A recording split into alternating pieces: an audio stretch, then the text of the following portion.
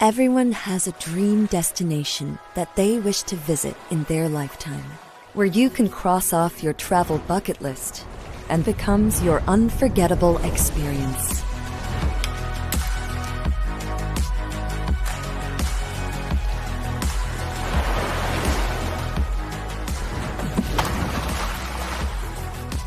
Let your never-ending stories in Thailand inspire the world. It's time for Thais to encourage each other.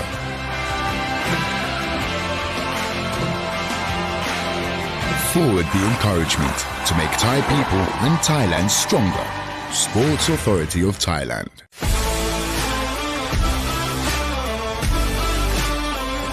National Sport Development Funds. Presented by Freedom Racing.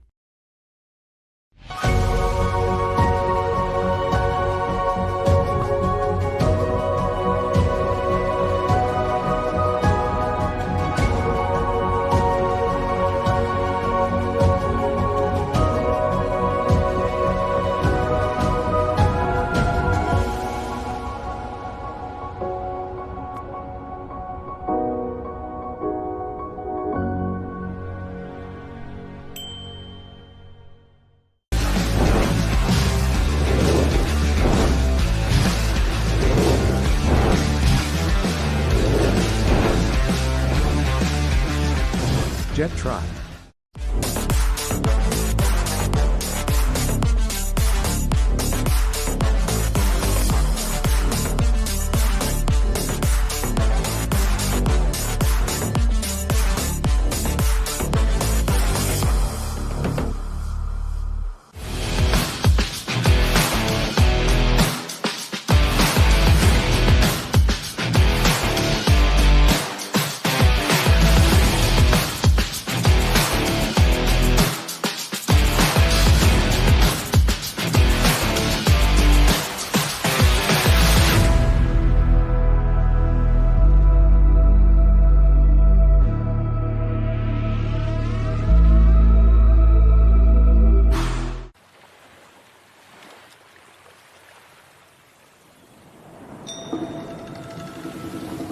Every time you come here, you'll find new stories.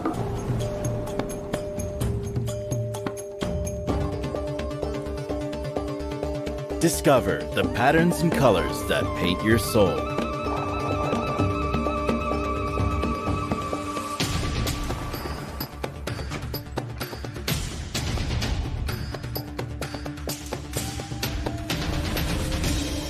Awaken your spirit with our diversity of spiritual journey.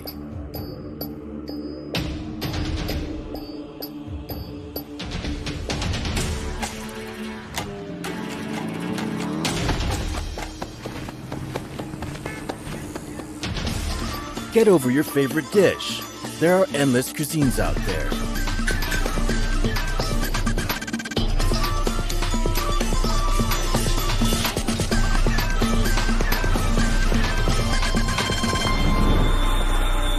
Fuel your adrenaline with our fearless spirit. Witness how art and culture freely express themselves.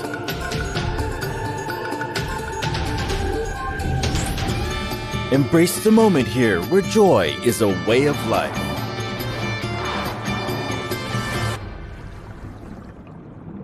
This is a place where every sunset ignites a new sunrise of hope.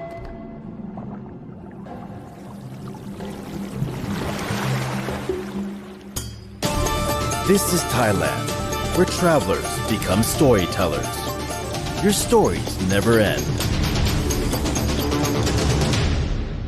Amazing Thailand.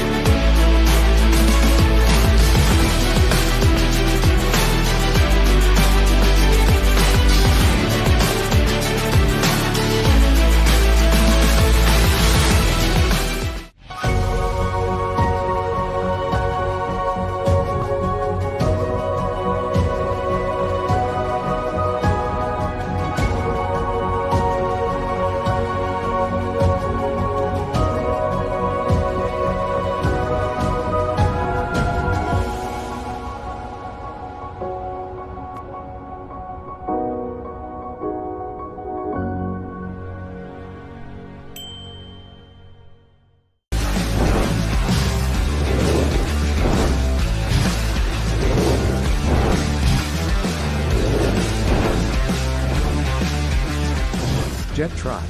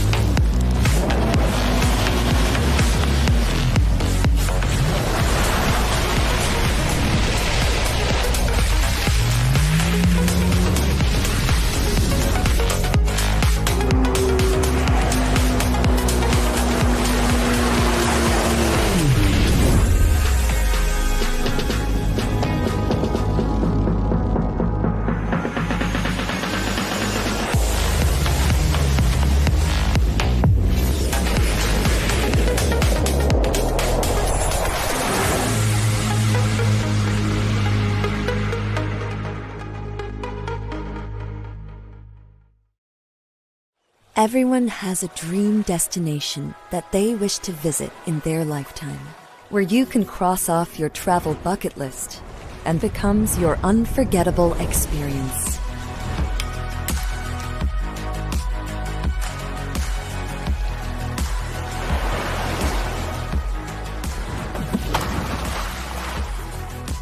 Let your never-ending stories in Thailand inspire the world. It's time for Thais to encourage each other.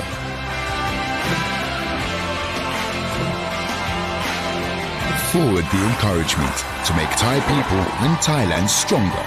Sports Authority of Thailand.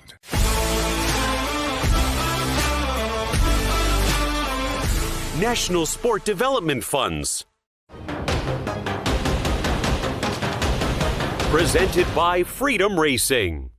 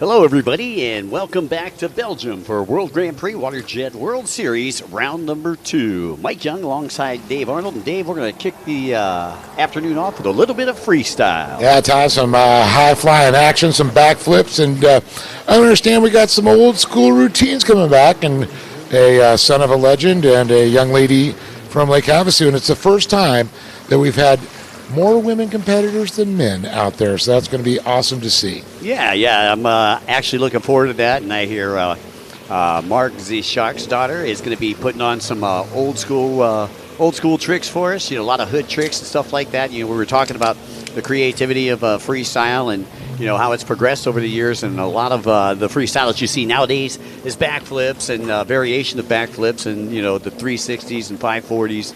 However, you know, we're going to be seeing some hood tricks here, and looking forward to a great freestyle competition.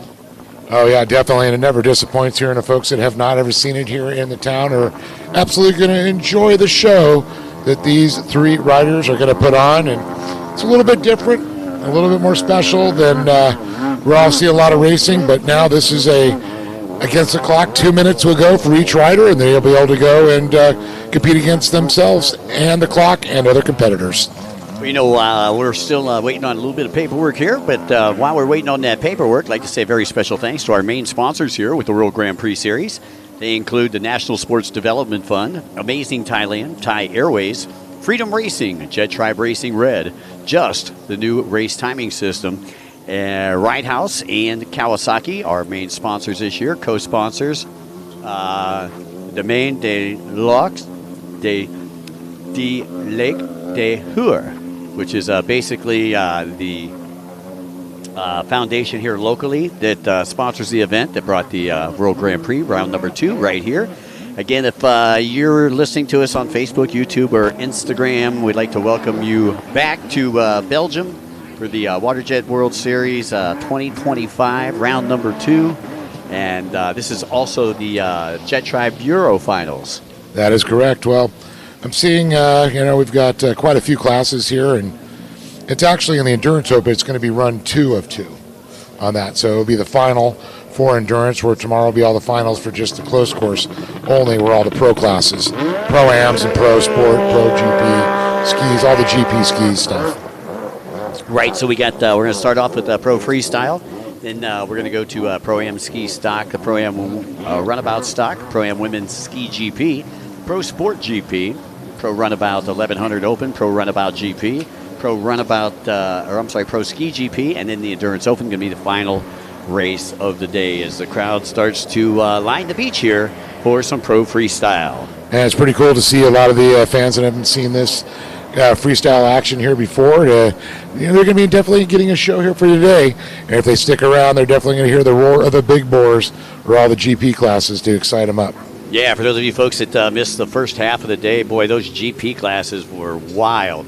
3 passes on the last lap in the split section. I mean, in the sport class, the women's GP. Yeah, I mean, come on. I mean, how often do we see that? You don't. Exactly. That was the first time that I've seen like all the GP classes, have that many lead changes and everything like that in just 4 different races. Yeah, it's been a long time since we've seen a last lap pass, going to the splits, and, loving the strategies that a lot of these riders kick into play. Once again, next stop, round number 3. We invite everybody to join us in Pattaya, Thailand at Jomtien Beach. And we're going to be invading there, I believe it's December 16th through December 21st. That's right. And of course, I believe the Asian Beach Games are going to be going on before there, so a lot of stuff going on in Thailand. And the Asian Beach Games, of course, jet skiing's part of that. I tell you, love it. And I think that the announcers are going to extend their schedule over there. We're not actually going to be leaving until February. Well, I don't know. I'm thinking about a stop in Dubai maybe, too. There we go. Well, why we're halfway across the world? Why not? What do they say? When in Rome? Exactly. Stop in Dubai. Stop in Dubai. So once again, getting ready to go here with Pro Freestyle. Shouldn't be that much longer, folks. Once again, the way the freestyle works here is you'll have 2 minutes in which to impress a panel of judges. At 1:45, you'll hear a short blast of the horn signifying to the racers or the freestylers that there's 15 seconds. And we take a look on screen right now, and there are your three freestylers: Sickerling, Morgan, and De Pooter. Lions and Tigers and Bears, oh my. If you say so. Well, I know, I believe Demi is going to be sharing De Pooter's ski there, and Sickerling's because she's got her own ski. A little old school action.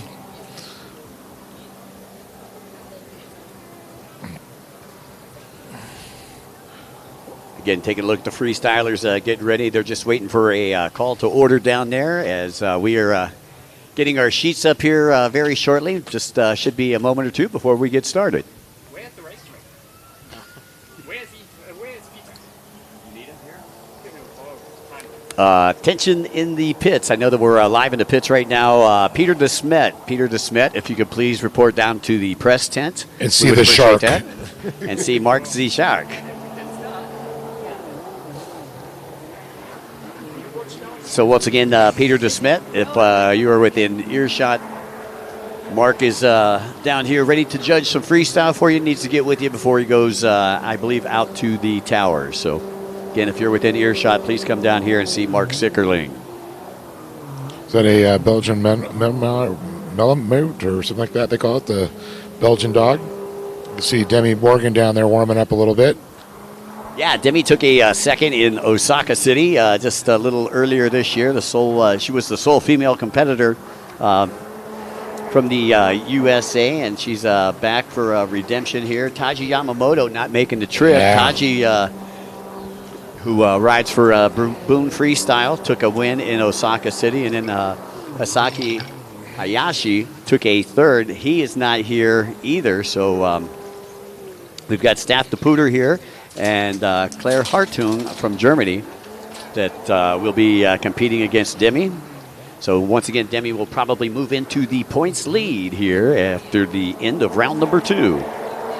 Yeah, luckily any position she gets, she'll take the lead on that one. And of course, I know Demi rides, of course, was at High Speed Industries, Freestyle Factory.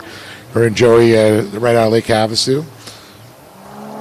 We were talking about Kaj owning a gym. Demi's got a gym now. That's pretty cool. Yeah, I'll tell you, it's pretty cool stuff. As we see the fans lining up there on the shoreline here on the monitor. Once again, a lot of great race fans over here in Belgium. And I'll tell you, there's been a lot of great racing to cheer about here this weekend.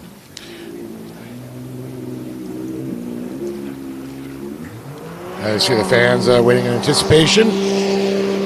Once again, I'd like to welcome everybody who is listening in at home on the World Grand Prix #1 WaterJet World Series round number 2 live stream.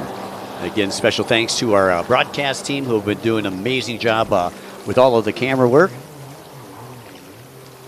And I believe my partner in crime, Dave Arnold's going to go down there. He's going to talk to some of the freestylers while we're waiting on some paperwork and everything to get in order here. Again, we'd like to welcome everybody back to Lakes of Eat de Huur here in Belgium for round number 2.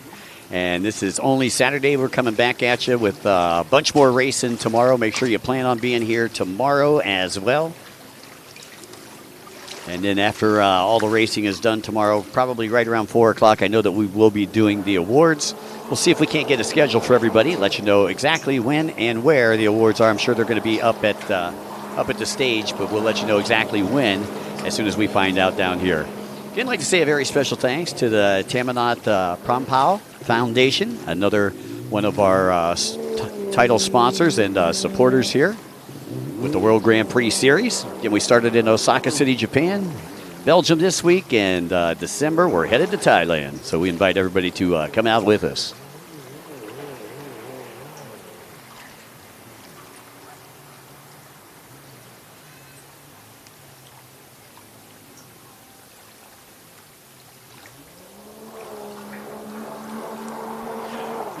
Once again, got a lot of racing coming up after Pro Freestyle, and we'll start with moto number 2 of the Pro-Am Ski Stock class.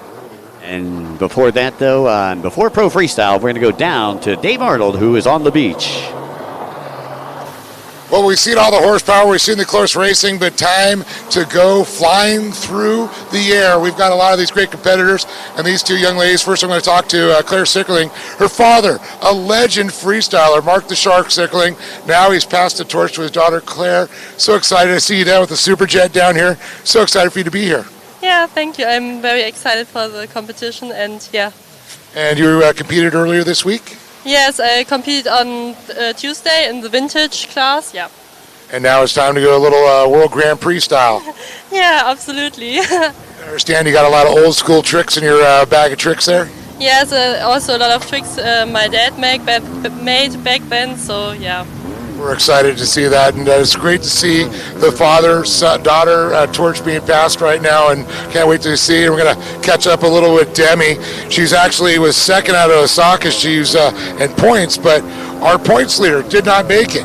So just performing here will give you the points lead heading into Thailand. Demi, you got to be excited to be in Belgium. Yes, definitely very excited. I wish more freestyle riders would have shown up, but to be here and go to the first stop and be sitting second, I'm excited for making the stop here in Belgium, and Tom and staff, our friends here, lending me their ski and showing the camaraderie of the sport is very nice. So.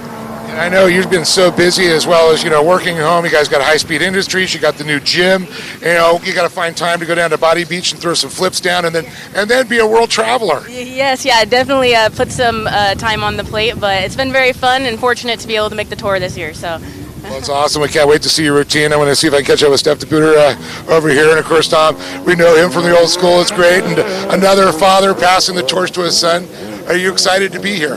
Yes, I'm very excited to be here. So you got some of the old school routine, too, or you got the typical backflips that a lot of the big pros have? Yeah, the typical backflips, not the old school. Yeah, you might have to throw a few in there like your fan, used to see back in the day. Yeah, I don't think it's possible with this one. Maybe one. Maybe one. There you go. You got to give it to the old school fans, right? Yeah. So, how long have you been doing freestyle now? I've been doing it for 1 year. I did my first backflip last year in August. So I've been 1 year in competing. Well, I'm excited to see you do it. It's going to be going. I know you and you're going to let Demi ride your ski? Yes. So you're going to go first to make sure she doesn't hurt it? Yes, I'm second. Well, buddy, it's good to see you. It's good to see Pop's mom there. It's great to see a lot of the old school. Thomas De Pooter right there, of course. And here we are, this beautiful lake here, and I can't wait for freestyle to come. So, folks, don't go anywhere. We're going to bring you lots of great action right here on the beach here in Belgium.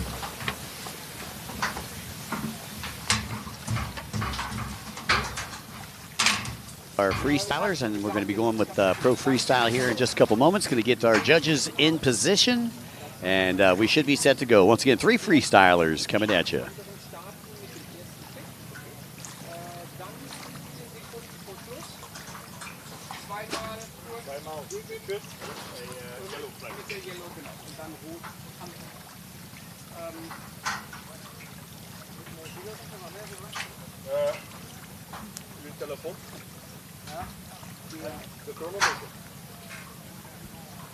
And just taking a look, and you can see how calm it is out there. Freestyler's dream out there right now.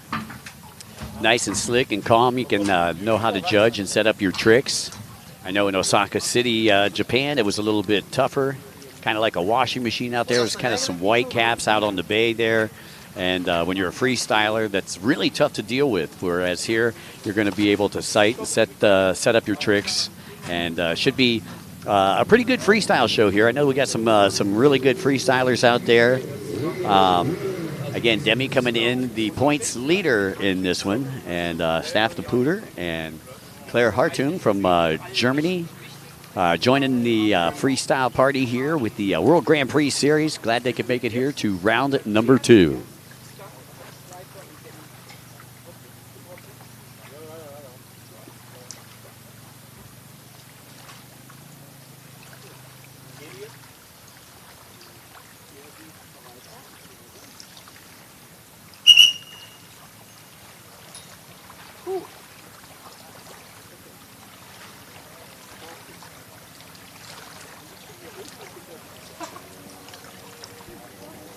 All right, all you freestyle fans that are listening in from home right now, time for you to chime in. As you can see up there in the red shirt, we got Mark the Shark Sickerling, freestyle legend from Germany, former IJSBA world champion. Speaking of the IJSBA, we've seen Scott Frazier here during the break, the managing director of the IJSBA, this weekend's event sanctioned by the IJSBA.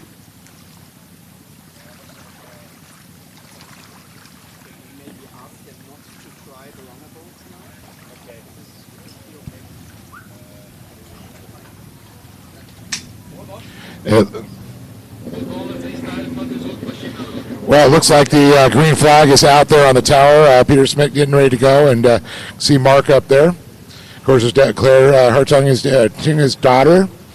I love how she has his old vest on, though. She's got the Sickerling vest.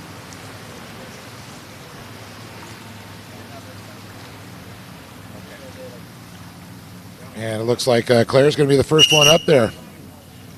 She might have a few of her dad's tricks, she said. Well, and I like it. I like the fact, first off, that she's wearing a helmet, safety first. Yes. And I see the shark. That's probably one of his old helmets right there. And the vest. And then you notice they match the ski. You know, freestylers, that's style points right there. When you're everything matches, that's exactly what you want. Again, looks like she's got some jet pilot support there as well. And she's going to be doing some of the old school tricks. It looks like she's got a nice HydroTurf package on there. So there's nothing better than riding barefoot with that HydroTurf, I'll tell you. Yeah, action traction mats. Yeah. I love my jet trim, but I remember riding race riding a lot barefoot back in the day, and that was great for it.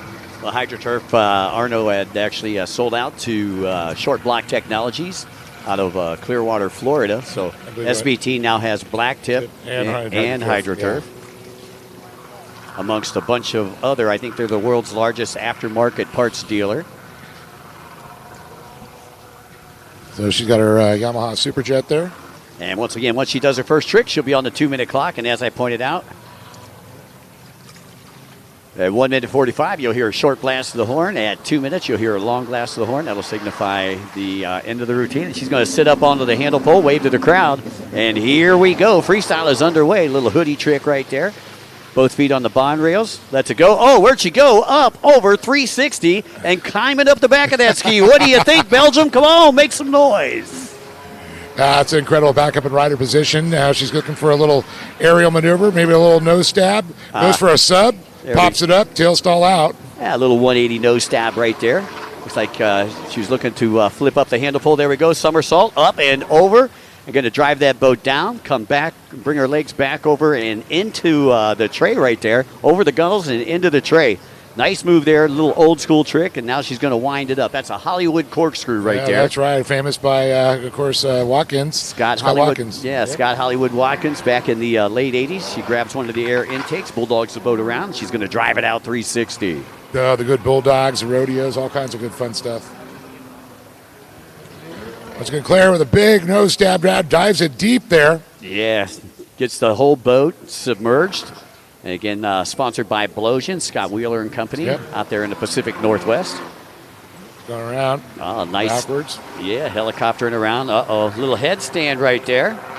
Some style points. Into the old school fountain. Where's our race fans at here? Yeah. Y'all need to make some noise. I don't think we speak the right language.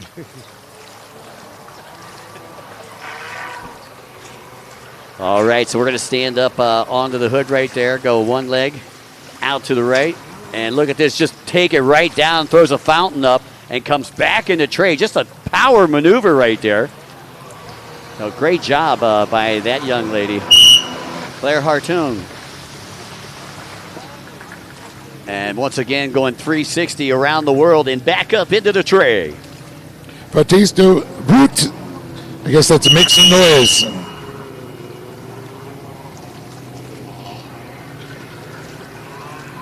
Alrighty, and I believe we just heard 15 seconds left to go. Let's see what else Claire's got for us here. Uh-oh, and goes right underneath the merge sausage, and how about that? Comes up on the other side. And clears it. Oh, boy, a little reminiscent. What was it? I believe Larry Rippenkroger made that famous on the log jumps. Yeah, he used to do a little turn sub in the log jumps there. That was a standing up sub right there. Once again, folks, put your hands together for Claire. Claire doing a great job out there. I believe you got Staf De Pooter on deck. Staf De Pooter, that's right. You see his father Thomas De Pooter down there also. Mom.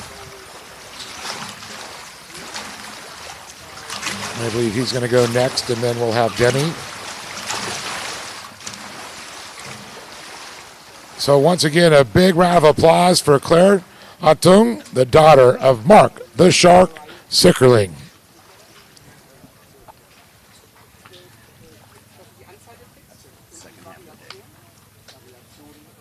And nice little replays going on. Yeah, taking a look at the replay here that everybody's checking out here on the live feed. Taking a look at that headstand again, getting fully extended on the headstand. Coming back, seeing where she's been, not where she's going. And you can see a somersault up and over and then 360 around the world. You can tell she's been practicing with Dad. Yeah, that is so cool. I mean, people don't realize how difficult that is, the balance. And just that push sub right there underneath the merge sausage. So Staf De Pooter is coming up next, and he sees what he needs to compete against. Let's see what Staf's got for us. As we take a look at Claire there on the beach. What a great job. Love to see the old school freestyle, you know. I mean, it just seems so much style and so many different tricks. Now you're going to see the high-flying tricks. Now, one guy who competes at Iceman Vaclav Zivic, he has the European Freestyle Championships for IGSBA, as well as in, Lake Havasu. And Michael DeMoro. Michael, he's Mike D. He always keeps those old school, tricks going, and just the crowd loves it. There's just it just seems like there's such more variation because these boats now, they have so much power and they're so light, and that's why, you see them get inverted a lot. So Staf's going to be riding the Revolver. Now that's Lee Stone's company. Lee Stone, a multi-time world champion, and I understand he's visiting his parents, and he might be making a trip here tomorrow, we hope. So Staf says he's got to win. Well, who's helping him create those LSP hulls now, and they're selling them for $12,000. That's Short Block Technologies. Yeah, Lee is teamed up with SBT, and now they're making those Revolver hulls and selling them for $12,000 out the door. Yeah, trying to make freestyle affordable. And here we go. The Pooter going to start off with a nice 540 into a one-footed backflip. Once again, folks, if you see something you like, make some noise. The louder you get, the higher they go. Right, and then he's kicking in. He's looking for an aerial maneuver now. You can see him lock in into the backflip there, into another backflip. Rides it out, double backing him up. Using those specialized footholds. And normally when you see them kick their foot into those footholds right there, that means that they're going to get inverted. And they use their feet to help them carry the weight of that hull and get complete rotation on it. And here we go, circling back into the pocket. Get 360 flat spin and comes out of the trade just a little bit there on that backflip. There's a little bit of stall out here. He's going to try and scramble, get back up on the ski here. Again, you're watching Pro Freestyle here. Live from Belgium, round number 2, the World Grand Prix number 1, WaterJet World Series, round number 2. And only been doing this for a year. That's impressive. This is one of the most difficult things you could do is freestyle. Going a backflip. A lot of guys, I can do that. Well, I've seen them try it. They can't. Well, the other thing is you're 2 minutes and you've got the whole crowd watching just you. It's one thing if you're racing, and look at that little over rotation right there. Nice roll. Into another flip, back flip. Okay, there's 5 tricks in a row. How about that combo package? Yeah, I like that little kilter backflip. Like you're going to McDonald's. He just supersized it. That's right.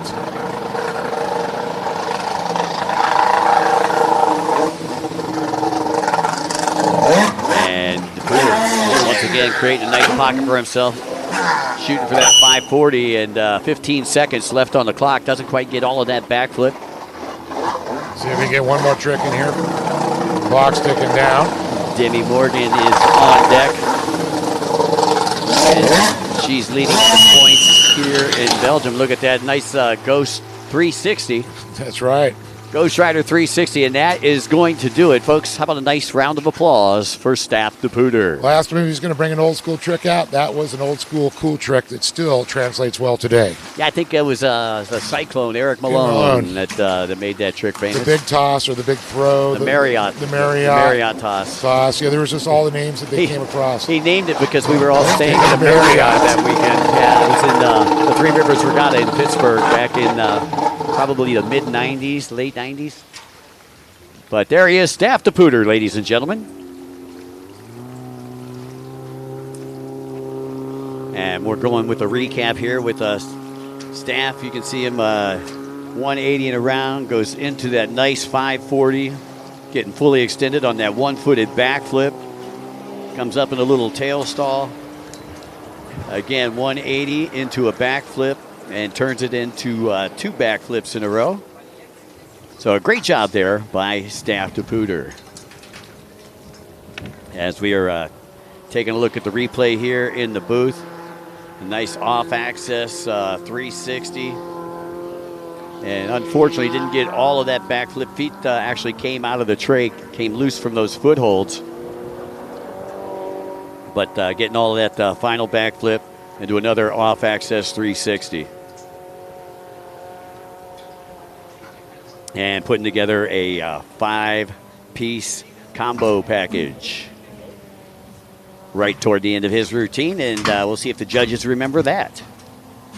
So again, coming up next, we've got Demi Morgan And there's that 360 ghost spin. And here comes Demi. As the judges are conferring in the background up there on the top right-hand side of our screen as we view it here on the monitor.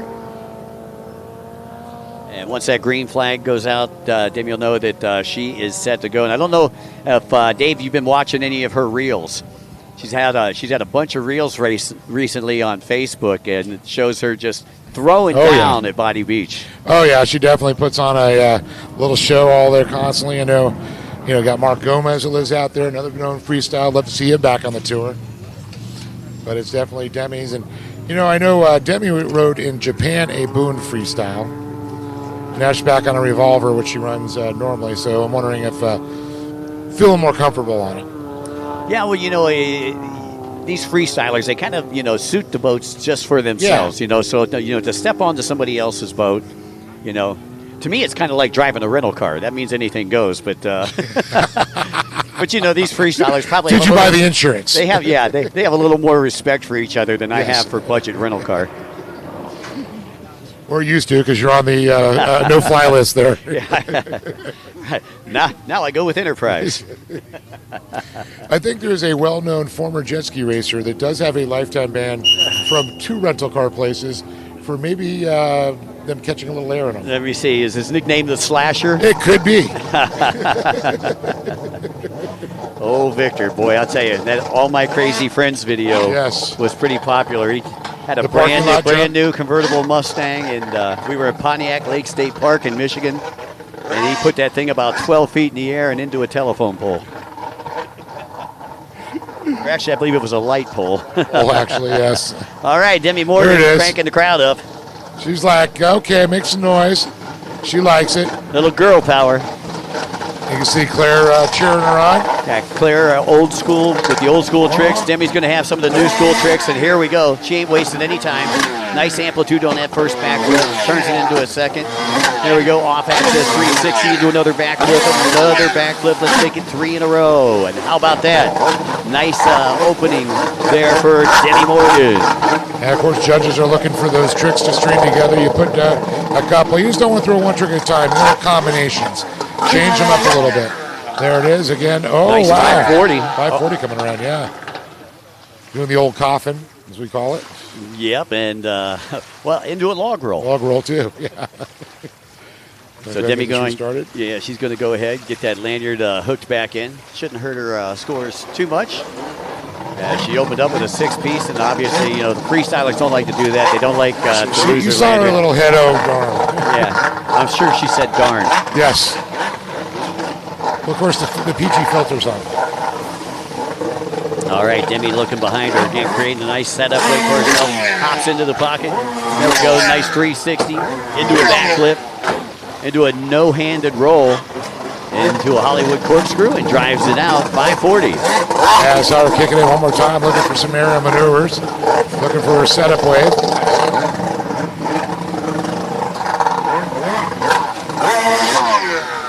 A nice one-footed backflip.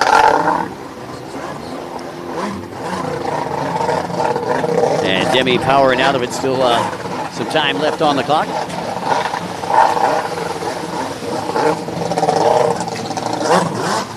Once again, looking for that pocket.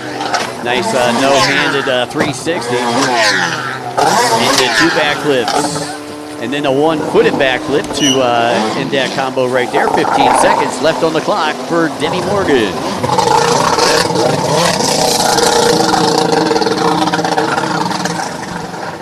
And looking around one more.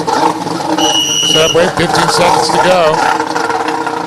That was it? Okay. My ears are still ringing from the GP boats. So that's it for Demi Morgan. Great performance. Great performance there by Demi Morgan, who came all the way from, halfway around the world, Lake Havasu City, Arizona. And we'll let you know how our judges felt about that. Again, the freestylers getting 2 opportunities this weekend.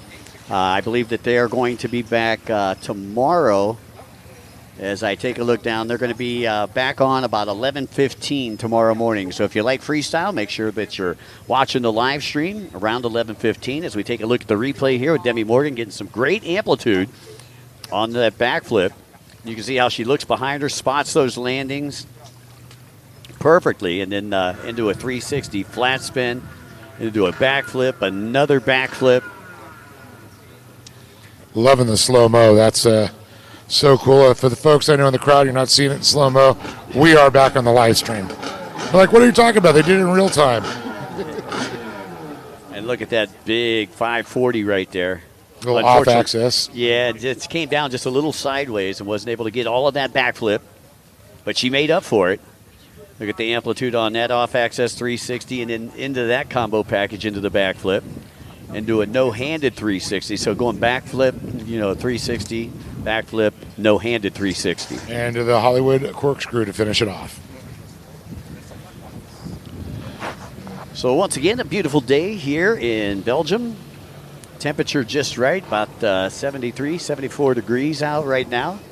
Sun overhead, and we've still got a whole afternoon of racing. And we're going to start off at the Pro-Am Ski stock class. Running about, I believe, 10 minutes behind what our schedule was online, but I'm sure that we'll try to catch up with that before the end of the day. And for those of you that are going to be around here for the afternoon and want to know when your favorite races are, the Pro-Am Ski Stock is coming up next. That'll be followed by the Pro Runabout stock class, the Pro-Am Women's Ski GP, Pro Sport GP, Pro-Am Runabout 1100 Open, Pro Runabout GP, Pro Ski Grand Prix, and the Endurance Open. So that's what we got left here. A long afternoon of racing. Should be done by just about 6 o'clock here today. Again, I'd like to say a very special thanks to our great sponsors here this weekend and every weekend for the World Series, the National Sports Development Fund, Amazing Thailand, Thai Airways, Freedom Racing, Jet Tribe Racing Red, Just Our Race Timing System, Ride House, and Kawasaki. Also a special thanks to our host here, O2R Jet Club, and we'll be right back with the Pro-Am Ski Stock after these messages.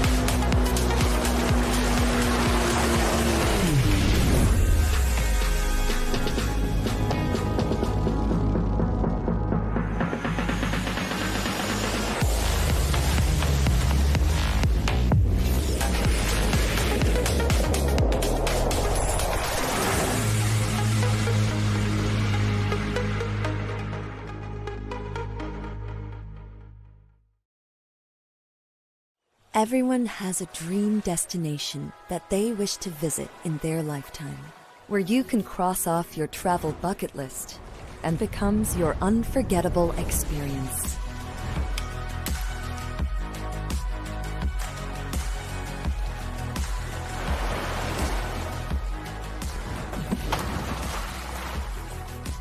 Let your never-ending stories in Thailand inspire the world. It's time for Thais to encourage each other.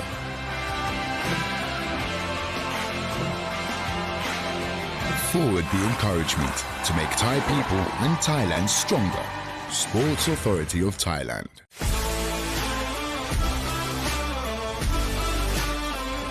National Sport Development Funds. Presented by Freedom Racing.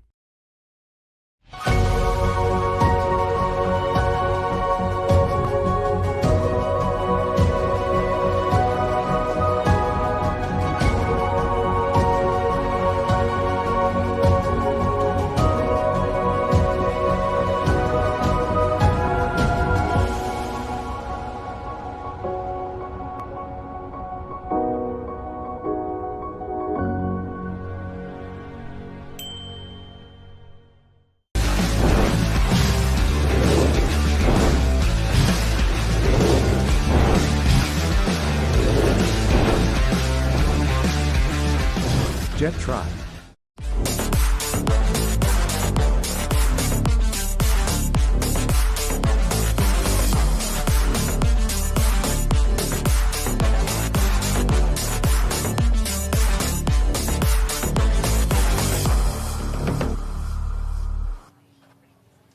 Hello, everybody, and welcome back to the World Grand Prix #1, WaterJet World Series, round number 2 in the Jet Tribe Euro Finals 2025 here at Lakes of Île de Hur. And my name's Mike Young alongside Dave Arnold. And Dave, we are just about set to go here with the Pro-Am Ski Stock Moto #2. That's right. We had a little break. We did a little freestyle. Time to go back to closed course racing, Mikey, and I'm excited for that. Of course, after all the great GP races we had, I know the second motos will not disappoint. And I do believe, do we have any third motos in this one coming up? No, we do not. Not today. Okay, we've had a couple of second motos this morning. Guess we're going to finish up those other ones with 3. You can see the track layout. 24 degrees Celsius. We're running about, 74, 75 degrees here. And looks like 21 turns, 12 left, and 9 right, Mike. And you can see that split course that we see to the left-hand side of the track. That has been the equalizer. And you can see looks like little chains, but that's where the equalizer buoys. If you miss a buoy, or the makeup buoy is where you get it. Well, definitely no Zoolanders here. You know, you got to be able to turn left here. 12 left-hand turns here. So, and 9 right turns. That's what I was looking at. It's pretty funny. But let's talk about what happened in Moto #1 here with the Pro-Am Ski Stock class. Out of Great Britain, Luke Thompson was your winner of Moto #1. I know we got a lot of fans listening in here from Great Britain. Tanawin Mo Lee out of Thailand. Got 53 points and took a second on the T4. Bernet Ginot out of France, boat number 181. He took a third. Tanawid Moli took a 4th out of Thailand. 224. Philippe Defoe out of France took a 5th place. And he'll be on boat number 224. 26 is Carmen Slipjin. Boat number 198 out of Belgium is Jordi van de Poot. Boat number 328 out of Estonia, Matthias Arenas. And that rounds out your field of competitors. As we see a little bit of freestyle going on. I think that's Claire out there having a little bit of fun. Or is that Mark? No, that's Claire. I don't know. Is Mark coming out of retirement? He didn't tell us. She's a chip off the old block, that's for sure. Pro-Am Ski Stock is coming up next. That was a Mark back in the day in an old 750 Kawasaki, I believe. Yes, I believe so. Yeah. Was it 92? Yeah, back in the mid-90s all the way through about 2000. That's when I think it was Mark, first time Mark we was saw him coming out to Lake Havasu. He said his first race was here in 87. Yeah, imagine that. 38 years ago. I was still in diapers.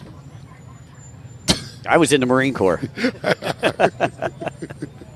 I was in a fraternity. That's why I was in diapers. I think I partied at that fraternity. Sigma Chi. Sigma Pi.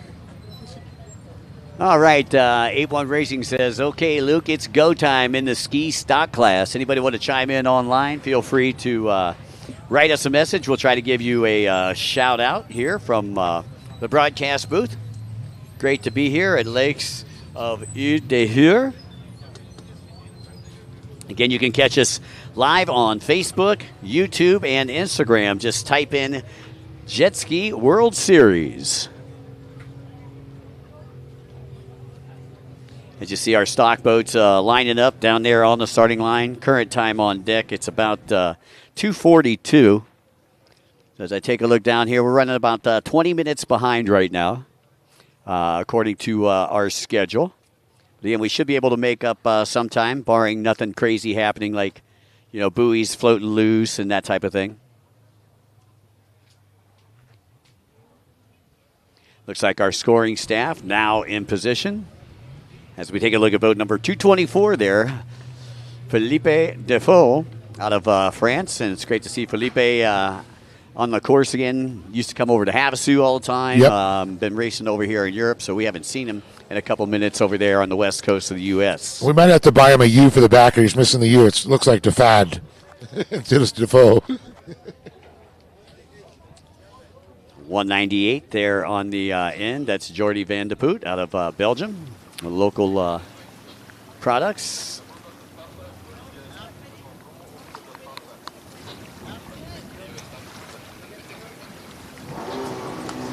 And I believe that's the T30 that's on screen right now. And that's Thanaweed Moli out of Thailand. His twin brother, Thanawin Moli, took a second in the first moto.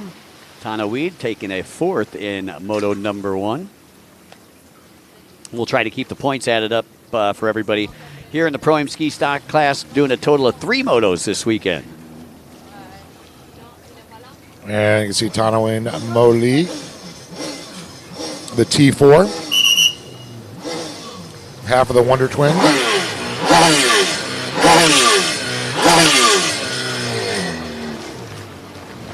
All right, here we get going. Peter Smith's telling him, fire him up. Let's get this ready. He looks down the line.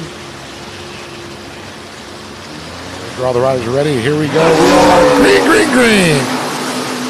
All right, we are off the way here. Moto number 2, Pro-Am ski stock class. As they head into turn number 1 for the second time this weekend. In the stock division, looks like boat number 82 on that inside split right now. That is Luke Thompson. Luke again out of Great Britain and taking a win in moto number 1, trying to back it up with a win here. Moto number 2 as he heads to the inside split. It's going to be Thompson with the hole shot on the inside. Nice graphics package there for Thompson. As we go back to the outside, and that's going to be the T4 of Thanawin Moli. Yeah, Thanawin, not a surprise there. That's going to see who we're going to get on the outside or the inside split coming around. Let's see if Luke can hold on to it on the inside. Yep. And here they Looks go. like They it. both come out, and it looks like it's going to be Thompson on the inside. Tell you, when that water's smooth, it looks like it is fast. So Luke Thompson, our current leader, Thanawin Moli, delegated back to that second position. And Luke has that smooth water. It's his track of command. The force is strong with that one. Luke. T4, Thanawin Moli still holding on to that second place. Got a pull in the water trying to reel in Thompson, but Thompson already put a little real estate between him and Moli. Back there in the third spot, it looks to be boat number 181, and that's Bernie Janot out of France, who took a third in moto number 1. So right now, they're just how they finished in moto number 1, with Thompson up front, Moli in second, and Janot in third. I guess we call that deja vu. Deja Voodoo here in Belgium. Nice battle going on there for third place. I believe that was Thanawin Moli that's right back there behind Bernie right now. Bernie against out of France. And so you got the Moli brothers, I believe, in second and fourth right now. But it's the story today in the Pro-Am ski stock class. It's been that guy right there, Luke Thompson, out of Great Britain. As Thompson works his way through the chicanes over here on that outside split and getting ready to come down the front straightaway. There's Thanawin Moli still in second place, also working that outside as your race leader comes past the start-finish line. You got to wonder if Thompson brought the broom, if he could sweep the weekend. Well, I'll tell you, another 60 points should give him a great shot at the overall. There's the 181, Bernet, followed by the T30. That should rattle for third place around the horseshoe right there. And there is the 181 of Bernie, who's still in that third place position. That's Thanawin Moli. Actually, that's 224. Philip Defoe that is in the fourth place. And that's Moli in fifth place. That's right. Thanawin Moli in fifth, Thanawin Moli in second. Defoe in that fourth place position. But it's the Luke Thompson show right now. I think we're going back to sixth right there with 198. That's Jordi van de Poot. And coming up, the next three, for those of you who are listening in at home, the Pro-Am ski stock class is coming up next. That'll be followed by the Pro-Am runabout stock and then the Pro-Am women's ski, the next three on the docket. Sophie Miller chiming in, showing the Union Jack there.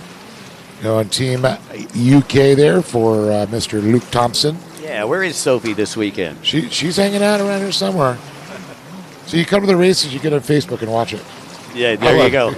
Kids. Yeah, well, I'll tell you, that's the whole thing, though. It's a little hot out here. I'd be watching it in the air conditioning, and having myself a cocktail as well. She's probably the smartest one out here right now. Sure. Sitting back in the trailer. Hopefully she's not in the back of that dark van. Well, there's Tana Winmoli trying to chase down your leader, Luke Thompson, right now. And you can see he's riding on the rails as he heads down to the bottom right-hand side of the track as we view it here from the O2R Jet Club. Of course, Tana Wynn and Tana Wheat both riding for Team Flamingo, the Knopf Insulation.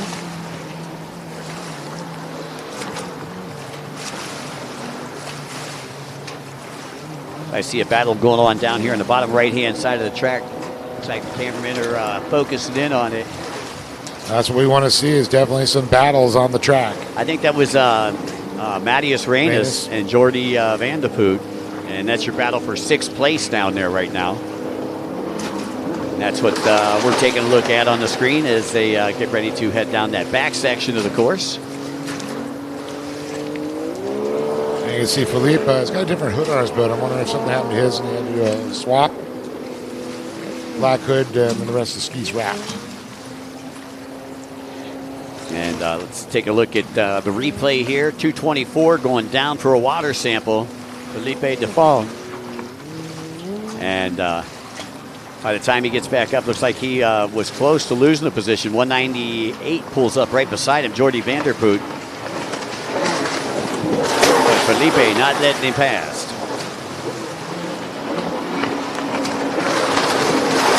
And look at this down the front straight. We had a little drag race as Philippe Defoe still makes his way on the outside, the blue course, the blue, the outside, the green, the inside.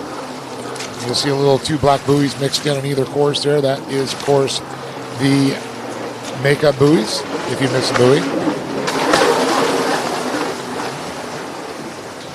Staying in front of Jordi Van de Poot there.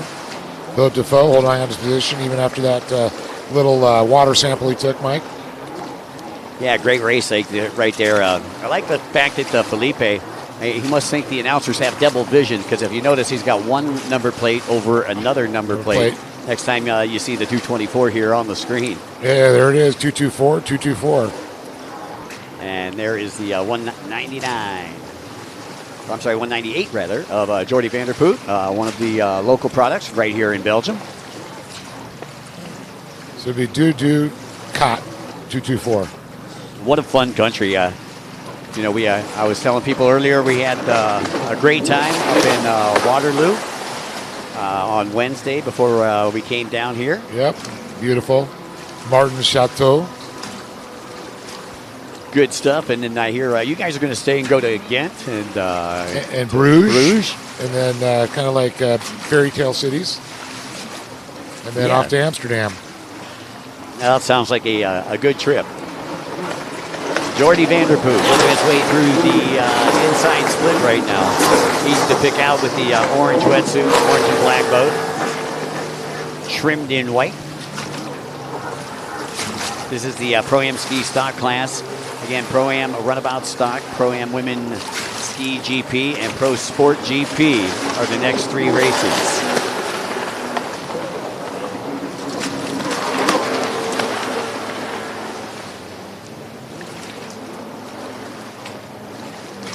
Now back in Osaka City, it was Tana Wiedmoli who actually took the win in the Pro-Am Ski Stock class. Warwick Jitsaprong was in second, and Tana Wiedmoli was in third. So Warwick is not here. However, the Moli brothers are, and that's going to give them a nice lead going into the 3rd and final round in Pattaya, Thailand, Jomtien Beach. As we look around, still it's Luke Thompson in command here. As we take a look at him, dice his way through the outside splits, the blue course. Liking the orange and blue on that. It's amazing that orange and blue go together.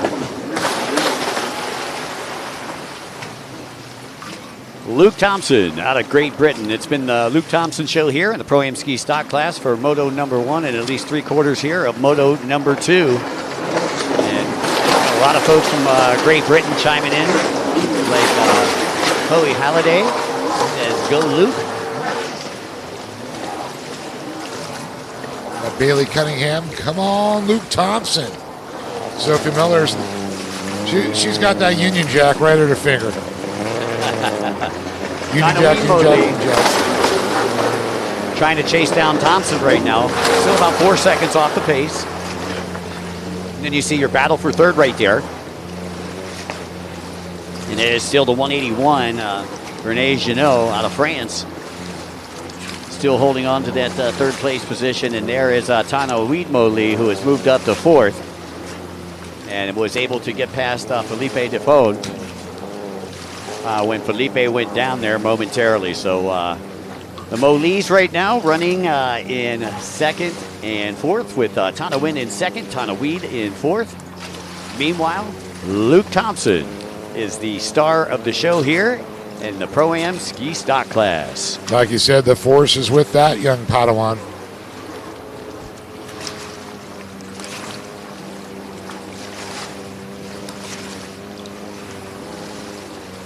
Look at that in unison there. Zutana Wheat Moli. The number T30 there. Tadawid trying to catch up. Get in the fight there with Thompson. Oh my! Getting closer. I think he had the back marker right there that went in between Thompson and Mo Lee. Yeah, Mo Lee should make easy work of this. Yeah, that was number 25 going down a lap right, or 26 going down a lap. That's Carmen Slipchen.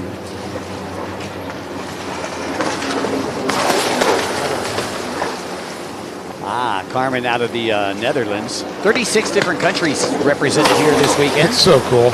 It really is. It really is. You know, makes it a world-class event. And it's great to see how many different countries are in each class, like this class here. Pro-Am Ski Stock class, you got Great Britain, you got Thailand, you got France, you got the Netherlands, you got Belgium, and you got Estonia.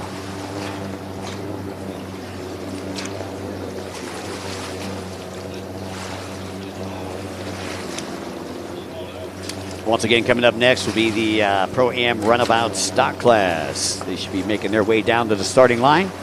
And Luke Thompson, who got 60 points here in Moto number 1, looking to claim another 60, which would give him 120 going into the final.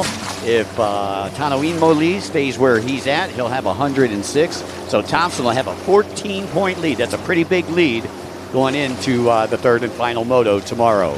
As long as everything stays together, that should give him the overall if he holds on to it. But you never know what's going to happen when it comes to racing. Comes Moli. You see Thompson come out. Moli, that's the gap there between first and second place. This has been pointed out about 3.5, 4 seconds between those two right there. The gap between second and third, about 5 seconds. Steve Hodges chiming in, getting ready for pro ski, saying go Jimmy Wilson. 300. I know what he meant. Oh, yeah. Steve, I don't know if you watched the first one, buddy, but it was a barn burner. Nail biter. Wilson was leading all the way into the last buoy. And Redder got him on that inside split on the last buoy. And we had 3 lead changes in the split sections on the last lap in our GP classes. Incredible. Oh, I know. And saying, look at this. Tana Weed now up to third place. Tana Wynn second. Of course, right up front there is our leader from the UK.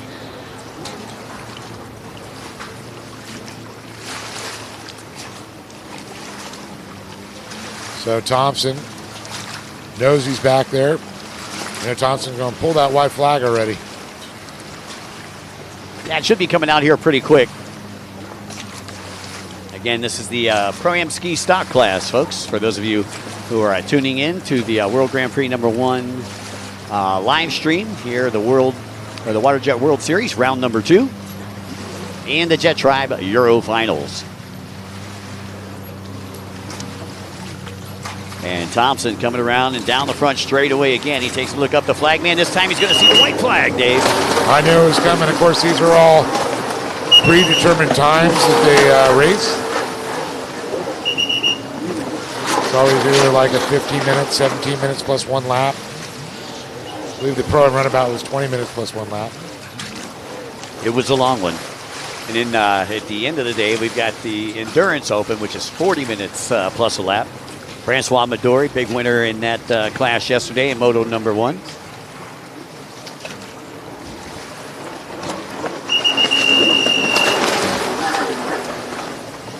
Hajime Isahai taking a second in that endurance class yesterday. Going to be interesting to see them two battle it out again, as Hajime was a winner in Osaka City, and Midori, winner of the first moto, was second in Osaka City for round number 1. So the points are tightening up there. Meanwhile, Luke Thompson looking to go back-to-back here and take 120 points into that third and final moto with a 14-point lead over Tanawin Moli. Tanawin Moli had 43 points in the first one. He'll have 91 total going into the second if he stays where he's at.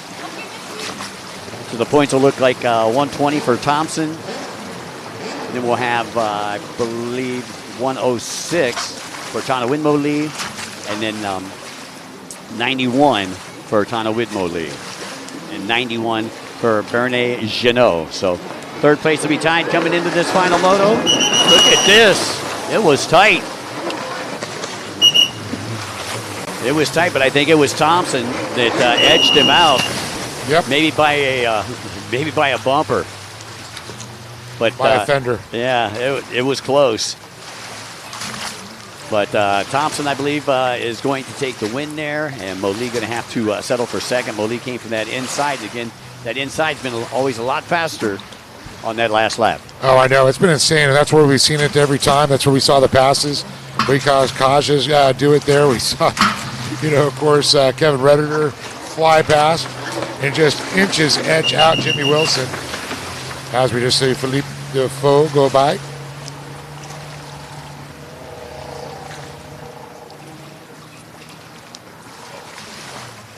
Again, I'd like to say a special thanks to Kawasaki Ride House, Just, Jet Tribe Racing Red, Freedom Racing, Thai Airways, Amazing Thailand, and the National Sports Development Fund. And taking a look at this replay here, you can see just how tight everything was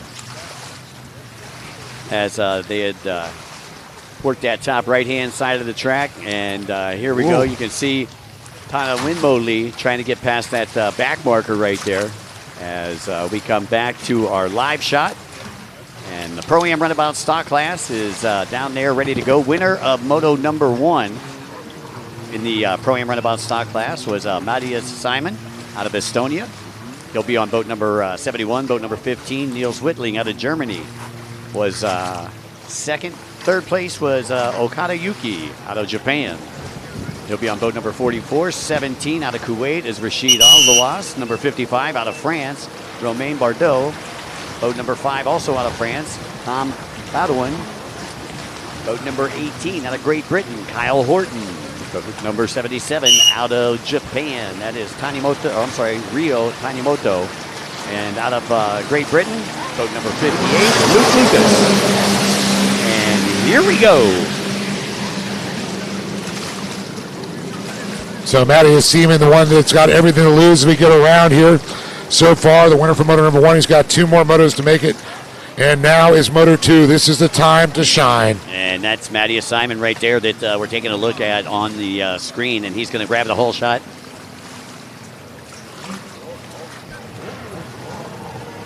Oh, my.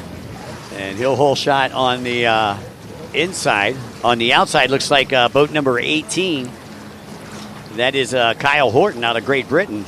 So here comes Horton getting ready to come down the front straightaway. But it's going to be Seaman coming from the inside. Seaman takes a look over. Does a head bob right there. And boat number 18 going to settle in second place. And it looks like Niels Wittling going to be in that third position right there. The rider out of Germany. As they make their way on the right side of the course, they serpentine through the turns.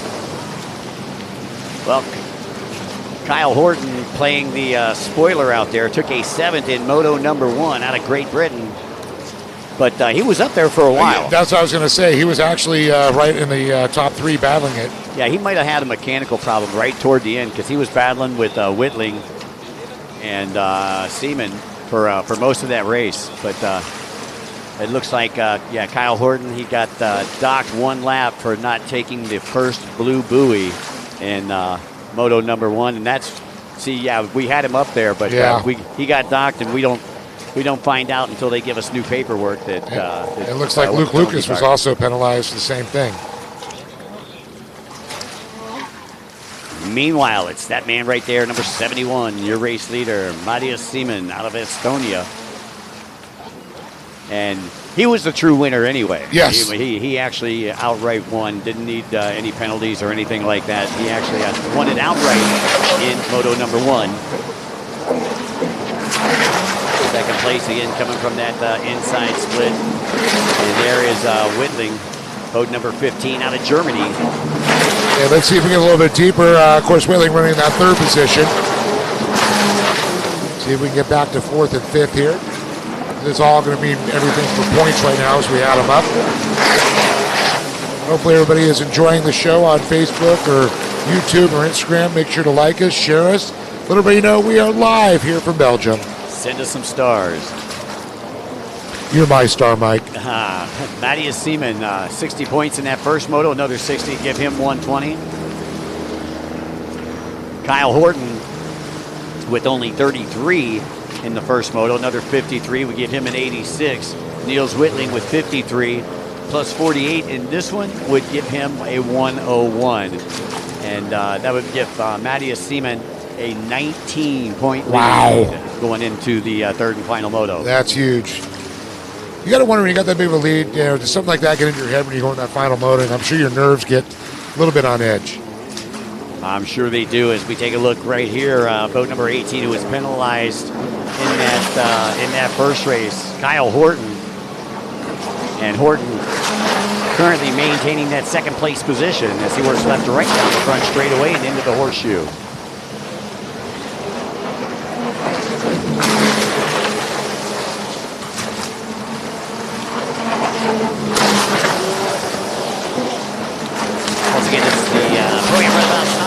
Next 3 are going to be the Pro-Am Women's EGP, the Pro Sport GP, and then the Pro-Am Runabout 1100 Open class. Those are the next 3 for everybody listening in here on the World Grand Prix number 1, WaterJet World Series Round 2 live stream. Not a big gap there between 2nd and 3rd, only a couple of seconds, with Horton still maintaining that 2nd place position, and Whitling back there in 3rd. Again, Whitling taking the 2nd in Moto number 1. Matthias Seaman taking the top spot and currently sitting in the top spot here in Moto number 2.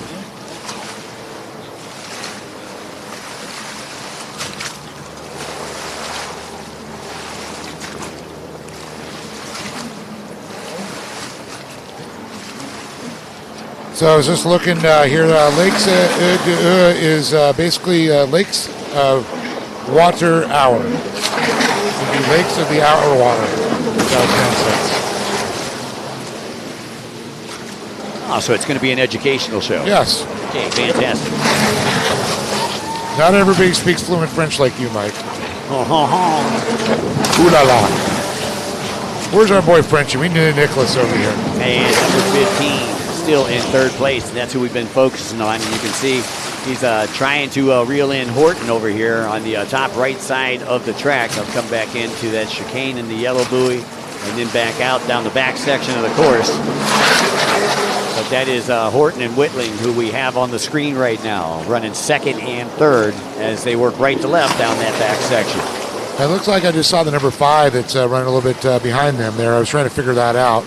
That's, I believe, Tom Boudin. Yeah, another one of our French riders. Picked up 36 points in the first moto, taking a 6th place.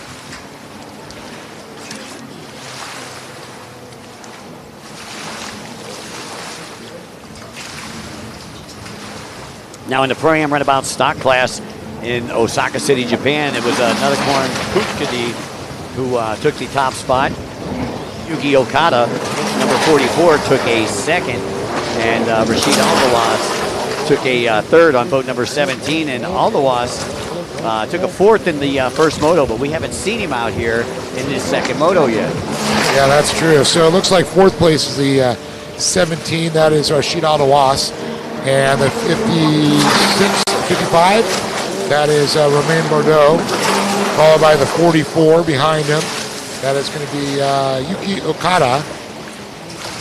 Yeah, Okada Yuki, who actually took a second in the Osaka City race. So he is one of the only top three that is up there in the top four.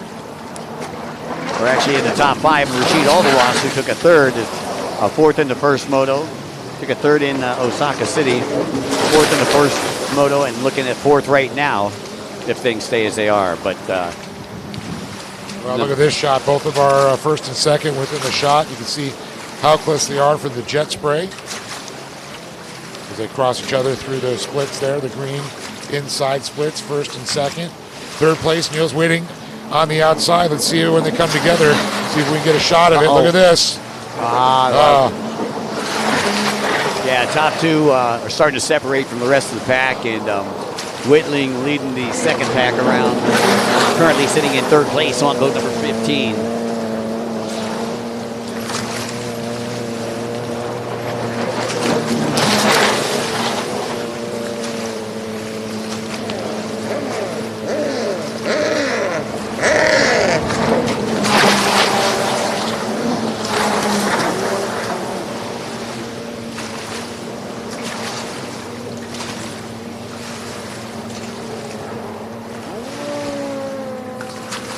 Once again, I'd like to say a special thanks to the Tanwan Prompal Foundation, one of our title sponsors here with the World Grand Prix Series. Yeah, it looks like we're looking at fourth place there, the 17 once again.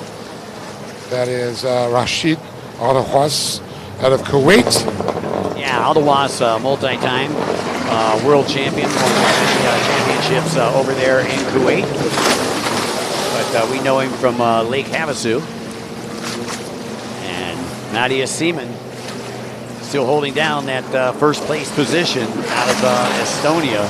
And I believe he's actually gapping out a little bit. Luke Thompson there. Thompson comes onto the front straights now, still in tow. Thompson, unfortunately, with those that penalty early in moto number one, affecting his point score for sure. But second place, of course, giving him, I do believe, 53 points instead of what he got in the first one, which 33. Boy, that's a big climb in points. That is a big ding. Yeah, as I pointed out, kind of playing the spoiler there, looking to pick up 53 points. And I was looking for Okada Yuki, who I believe is now still sitting in that fifth place. Rashid Aldawas in fourth. And a lot of where they finish here in this moto and is going to affect where they're going to be here in the third moto. Again, Matthias Seaman going to have a huge lead. Yeah. Going into that final moto if things stay as they are. And we should be seeing a white flag here pretty soon in our Pro-Am Runabout stock class. As we watch Matthias Seaman as he circumvents the blue course. Looking forward to the Pro-Am Women's Ski GP coming up next. Be their second time out on the track. And boy, what's some great racing in that last one between Jonna Borgstrom and River Varner. Varner came out on top, but boy, I'll tell you, it should be a good one. Looking forward to that. And that is coming up next, folks, as we go back on board with Matthias Seaman out of Estonia. Looking to nab another 60 points here in moto number 2. Matthias, a man on a mission right now, trying to prove himself and try to climb his way to a world title. Be a good start if he makes it, of course, to Thailand. He can sweep the weekend, get an overall coming out of Belgium.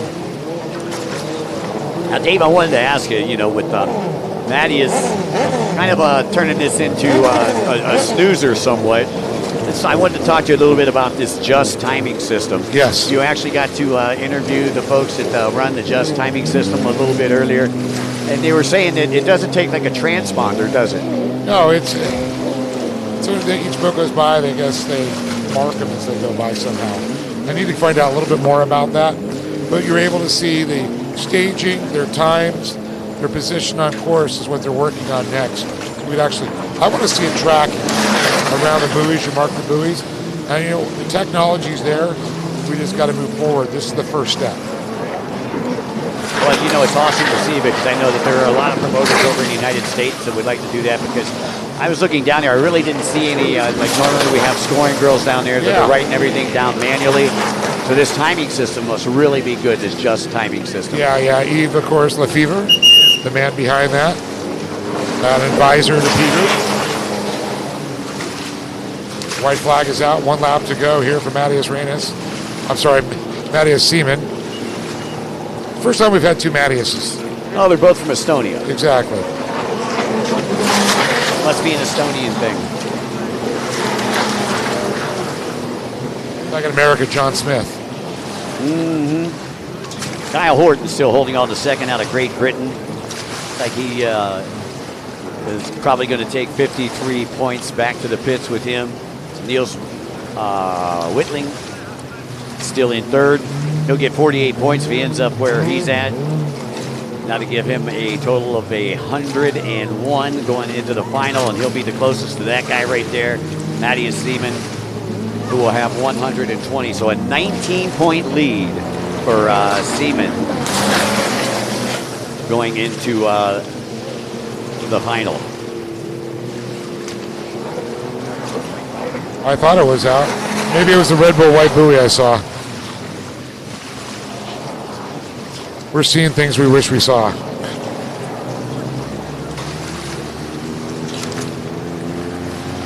Mike, I told you I was blind in my left eye and I can't see out of my right. Reminds me of Doug Silverstein used to talk about when he started racing one of the old original Kawasaki test pilots. He goes, Mike, I stand up for my rights and my lefts. Old Dougie Silverstein. What a character he is.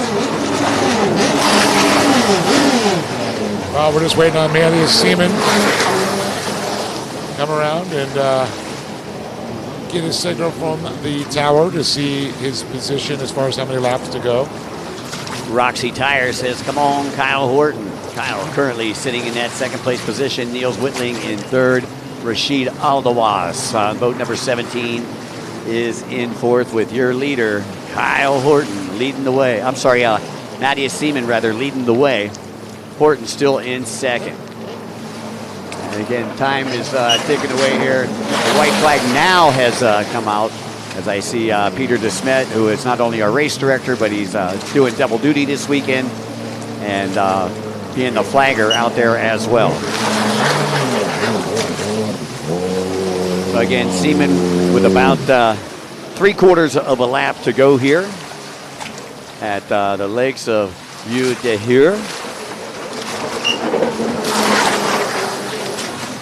And Seaman takes a look behind him. Sees he's got a little bit of breathing room now between he and Horton. You can see there's your race leader. Horton not even in the picture right now. So Seaman can pretty much go for a Sunday drive on a Saturday afternoon here in Belgium.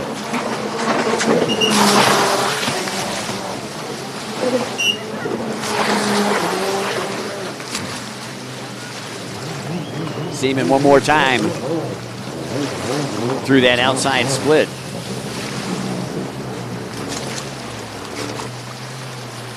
As he takes a look over, a couple more turns to negotiate. Lots of breathing room. Coming in, going wire to wire, throwing an exclamation point on it. 120 points is what he will have coming into the third and final moto tomorrow. And out comes the checkered flag. Congratulations to the young Estonian pilot, Matthias Seaman.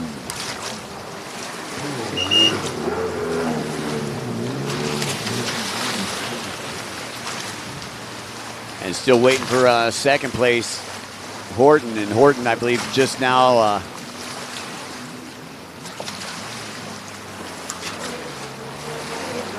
coming off that back section of the track. Actually, I believe that was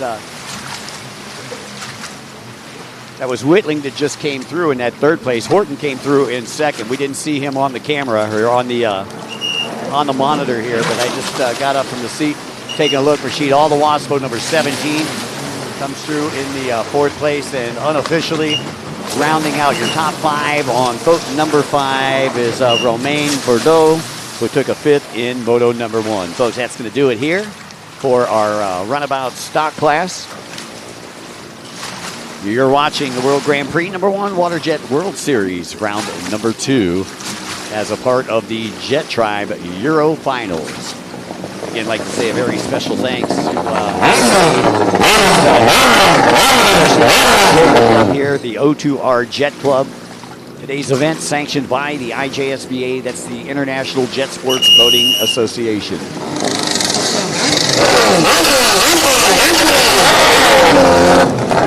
As we are going directly into the Pro-Am Women's and winner of race number 1 was River Varner, boat number 23. Jonna Borgstrom on number 25 took a second. Mamie Kaneko on boat number 9 took a third. Heloise De Clusay on boat number 4 took a fourth, and Sadie Merck took a 5th, and that is boat number 9, who is out in front on the inside right now. That is Mamie Kaneko. And Varner, I believe, having an issue with her start again. She had to work her way through the pack in moto number 1. We'll see what's happening here on that outside split. As we take a look over there, that's going to be Jonna Borgstrom. Borgstrom, again, out of Sweden, had the lead for pretty much the last lap in the first moto, and they actually had to make up a moto from yesterday as their moto got canceled toward the end of the day. And here we go. It's going to be Kaneko on the inside, Borgstrom on the outside. Maybe Kaneko. So maybe Kaneko. Boat number 9 out of Japan. Your early leader, Jonna Borgstrom, following her. That is second place. Great to see Jonna back. She hasn't raced in 3 years. Pretty much led the race in the first moto, and then River Varner came back and stole it from her. Back in the third spot there, I believe that is Sadie. Oh, I'm sorry, check that. That's Heloise De La Clusay out of France. And then we're looking at Siri Saladin in 4th place on boat number 141 out of Finland. So again, River Varner, who took a win in moto number 1. Looks like she may be riding in the top 5. Sadie Mir out there, and she's on boat number 98, sponsored by Jeritos, Fast Power Sports, the Freestyle Factory, Action Horizon Stunts, Liquid Wally, Jet Trim, and Ignite Racing Fuels. And we appreciate Sadie and her mom coming up here and giving us a list of sponsors because pretty much nobody else has it. We don't have a list of everybody's sponsors here. We'd like to give credit where credit is due. And for those of you who know me and know that I've been around, I'd like to mention everybody's sponsors. But I can't give you what I don't have. So again, hopefully we can work this out by tomorrow. Maybe Kaneko out of Japan took 48 points home in that first moto. And if she stays where she's at, she'll take another 60. That would give her 108. Jonna Borgstrom would have 106 if she stays where she's at. If Jonna Borgstrom stays where she's at, she'll have 106. So there'll be a 2-point separation here in the Pro-Am Women's GP ski class. Sophie Francis, who took a 3rd in Osaka City, took a 6th earlier today. Again, she's on some borrowed property out there, boat number 88. All right, while this is going on, we're just going to go down to the beach real quick with Dave Arnold, who is standing by.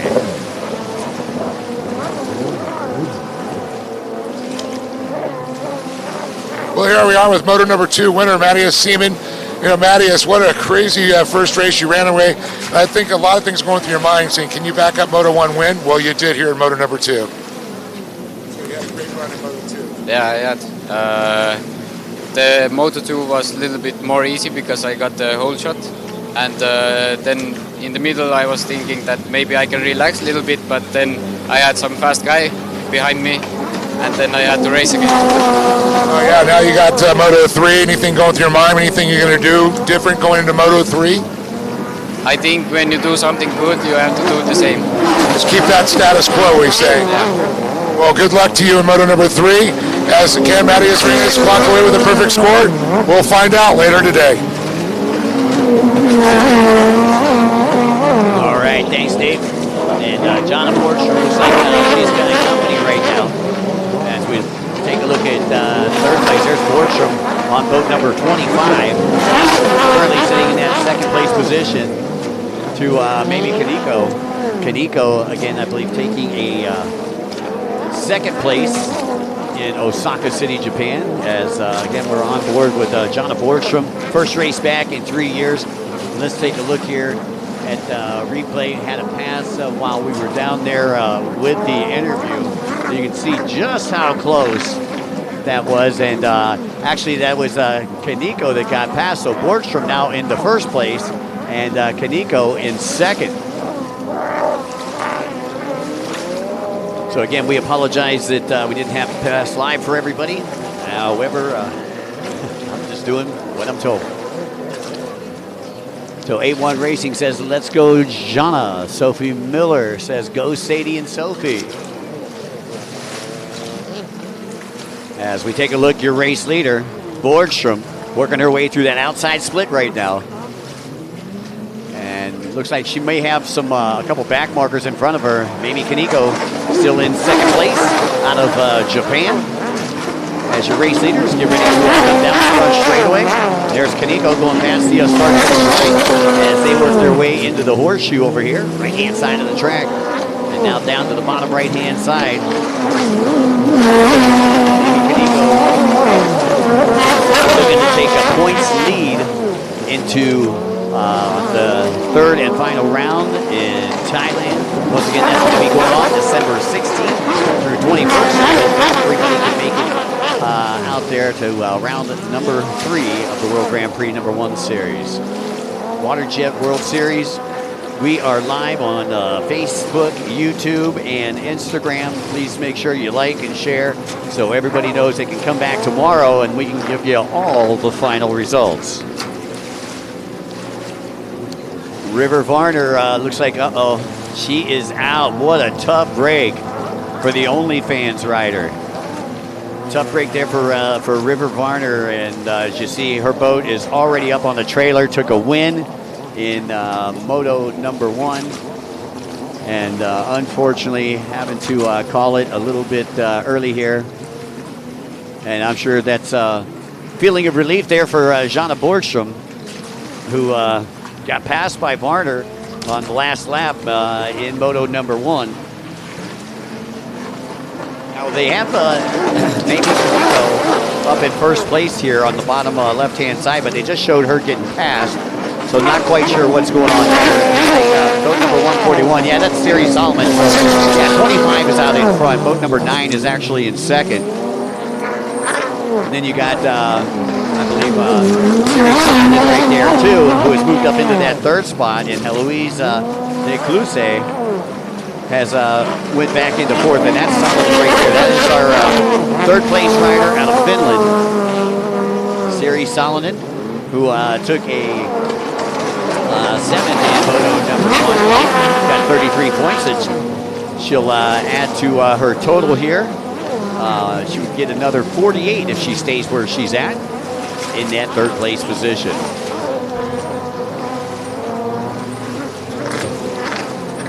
So again, Varner out, Borgstrom your leader, Kaneko in second, and I believe it's Siri Solomon in third, Decluse in fourth, and we're trying to figure out who fifth is here. Yeah, boy, things. I saw that River Varner having some issues there, and it looks like Jonna Borgstrom has moved up in that top position. And unfortunately, the winner for moto number 1, struggling. But of course, Joanna, she was second in moto number 2, so this is going to help out. Yeah, Joanna was second. She's got 53 points. That'll give her 113 going into the final, and that's going to give her a huge lead because Varner got the 60 points for moto number 1. She's out with a DNF. And Mamie Kaneko with 48. She'll get 53 more. That'll give her 101. So, again, we'll have 113. Be a 12-point gap going into that final moto. Things stay as they are, with Borgstrom leads by 12 points over Kaneko.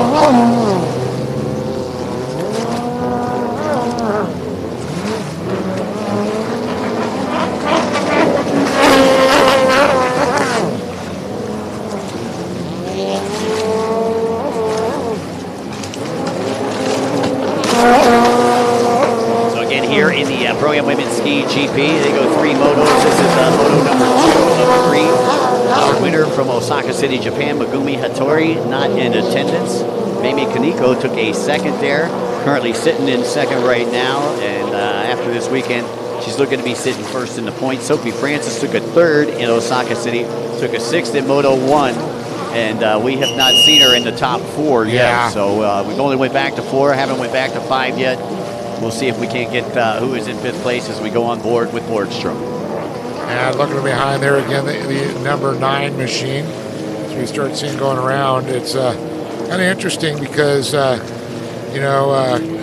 she didn't have the best finish, but now she's running second there. Borgstrom up first, so everybody's going to move up in points. You see John Borgstrom there. Really great to see that young lady. Yeah, after taking the 3-year hiatus, coming back and looking that strong. She's not that little child that we remember. Definitely not. By the way, for those of you who are here with us or listening in at home, coming up next will be the Pro Sport GP. Simon Belcher, what an exciting finish in that last one. To be followed by the Pro-Am Runabout 1100 Open, and then the Pro Runabout GP. Another one that was just absolutely crazy. Georgi Kozin to win that one there. And once again, Jonna Borgstrom was able to get past Mamie, it's been the Borgstrom show out here. You can see the gap between first and second right there. It's got about a 4.5, 5 second gap. Nice, comfortable lead as we head into the second half here of the Pro-Am GP class. Yeah, it's going to have some serious point implications. Riders in here, of course, with River having that unfortunate DNF on there. Other riders going to benefit for sure, though, is looks like Elise De La Cruz. It looks like they might have run out of the ink almost on ice. Yeah, that always happens at the races. After putting on races for 30 plus years, the time you need your printer the most, it's running out of ink. It doesn't work. It's too hot. It's too cold. It gets wet. Meanwhile, Borgstrom working left to right, down the front straightaway and into the shoe. Where's Sadie Mir? That's the question. She was up there. She sat in 5th, so we're looking. Everybody should move up in points by 4. So if Sadie was back in that position, we haven't been able to see. That might move her up a little bit too. Yeah, and Sadie with a 5th in the first moto.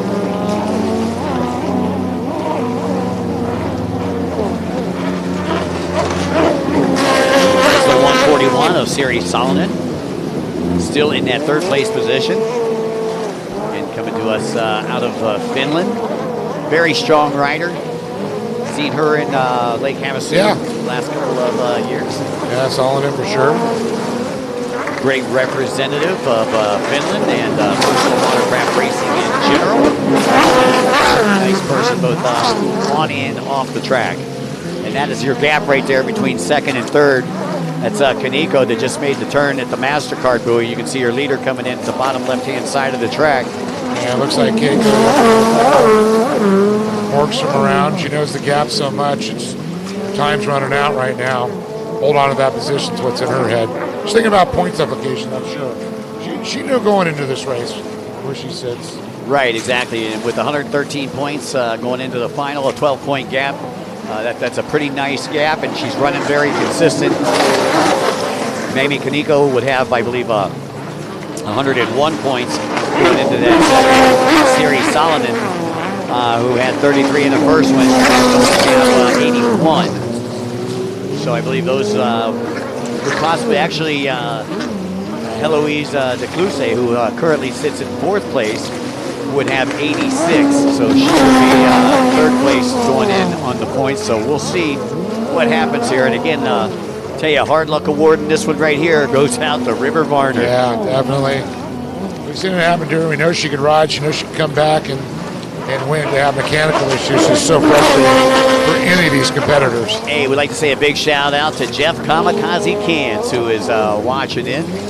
Kamikaze, you missed your old friend Mark the Shark Sickerling, who is here in attendance with us today. See if we can't get him back down here to say hello to you. What, no love, Jeff? Like all the years watching you in Pond Desert and pools. I'm just kidding, buddy. Love you, my friend. All right, back you at and the Derek. race course, number 25, the Jonna Borgstrom Show here in Belgium at Lakes of View de Heer. I think Sophie Miller thinks you're your dad now.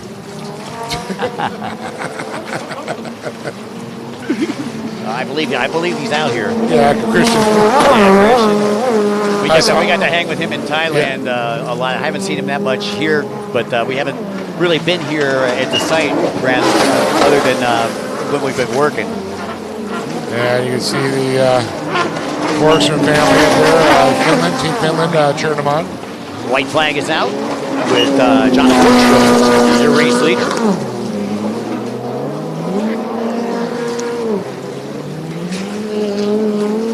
So Borgstrom, again, with about 3/4 of a lap to go as she goes over to the right-hand side of the track and through the chicanes.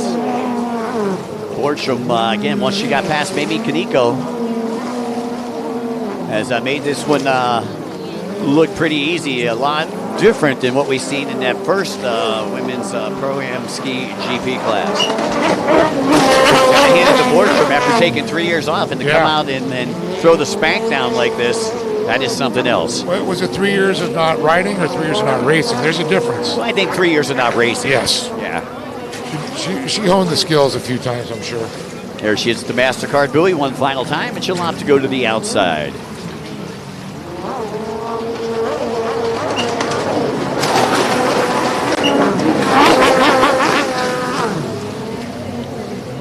All right, Daniel Svei Anderson say, hey, we got the white flag.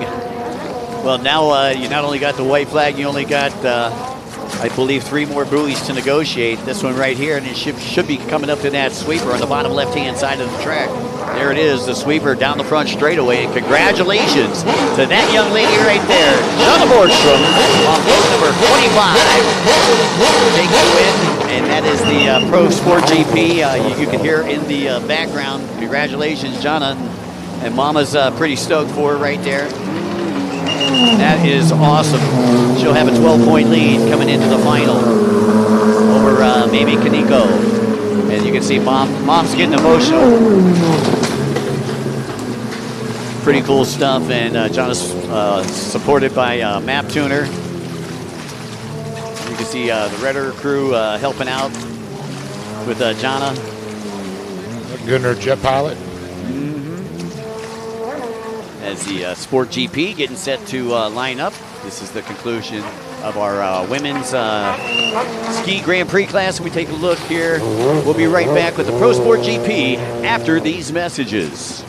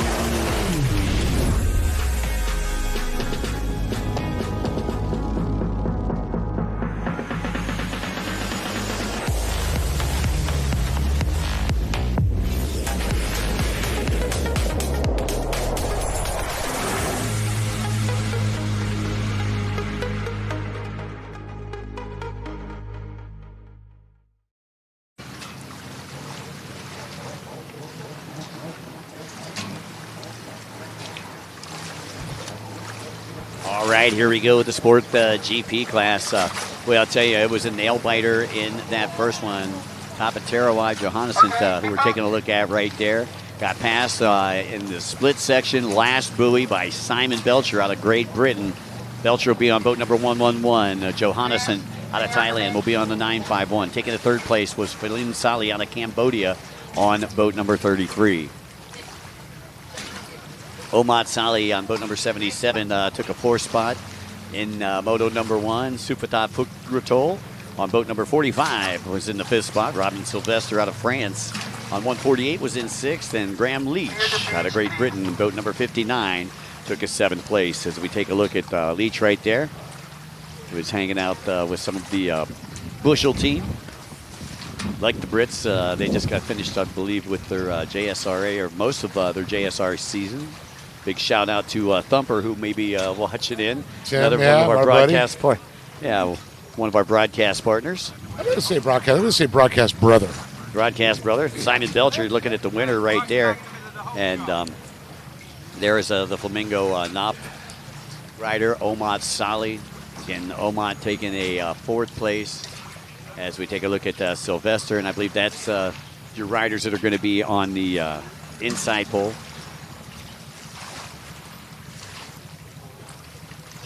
And there is a good look at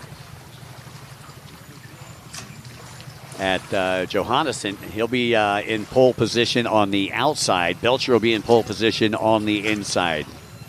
Dave, what do you think? How are they going to come out? Tapatera grabbed the whole shot last time. I was going to say, Tapatera is so fast there for sure. And I know, man, I got to say, Simon Belcher, though, that thing, if he would have got that start, it would have been a red flag on the first one. He would have probably went the goal shot. The second one, he was a little more hesitant because he didn't want to get a red flag. And, man, I'd like to see Graham Leach. Yeah, I'd like to see Graham Leach just pull it out. I really would. Come on, Graham. One for the Geritol team. Exactly. I got a free insure for you, my friend. Right, exactly. And I got some leave for tomorrow. To see Lucy Gadsby's dad down there holding for him. Yeah. Great to see Lucy chiming in online earlier today. Oh, I see Lucy jumped on. I know Emma was on too. Yeah, Emma. Oh my gosh, that's awesome. We love our jet ski family. A little adjustment there, the inside green splits. Yeah, you got to watch them horse marshals in between the races. And there's Johannesson. There's Opal.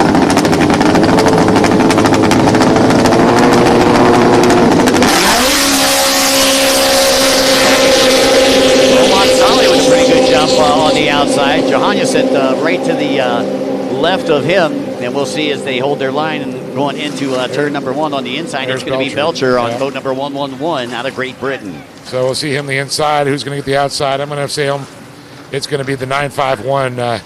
He looked like he's going, but he's got some company. Look at this, side by side almost on the outside split as we go back to Simon Belcher to the inside split. Yeah, Belcher's got about a one buoy lead on that inside split. Tapatera was able to get past Omat Sali, I believe. That was who was flanked to his right as they were going around, and Tapatera was able to shut that door as he gets ready to go around the sweeper, down the front straightaway. And here we go, Belcher going to steal the line away. That inside split steals that line. And he is moving right into the lead, no hesitation. He doesn't want to wait for that last lap this time around. No, he does not prefer, because you let somebody like the 911 of Tapatera just under North is that guy is just a machine. Yeah, Tapatera, a.k.a. Opal. Opal. That's what they know him as over there in Thailand. In third place right now, number 45 is Supatat Pukrotol. And Supatat took a fifth place in the first moto. I'm wondering what happened to Omar Sali. There's Philin Sali on boat number 33 right there. I believe Philin possibly up into that fourth position, and I believe that's Omar right there in the 77. You're right. In the fifth spot. So those are your top 5 here after just 2 down in our Sport GP class. For those of you folks listening in at home, the next 3. We've got the Pro-Am Runabout 1100 Open, the Pro-Am Runabout GP, and the Pro Ski GP. And the Pro Ski GP will be the final close course race of the day. However, we do have moto number 2 of our endurance racing, which will be the final race of the day. So, hey, Jeff Kantz, man, I was just busting you, buddy. Love you, my friend. And then Vicky Gregory, thank you so much. We appreciate it, Miss Vicky.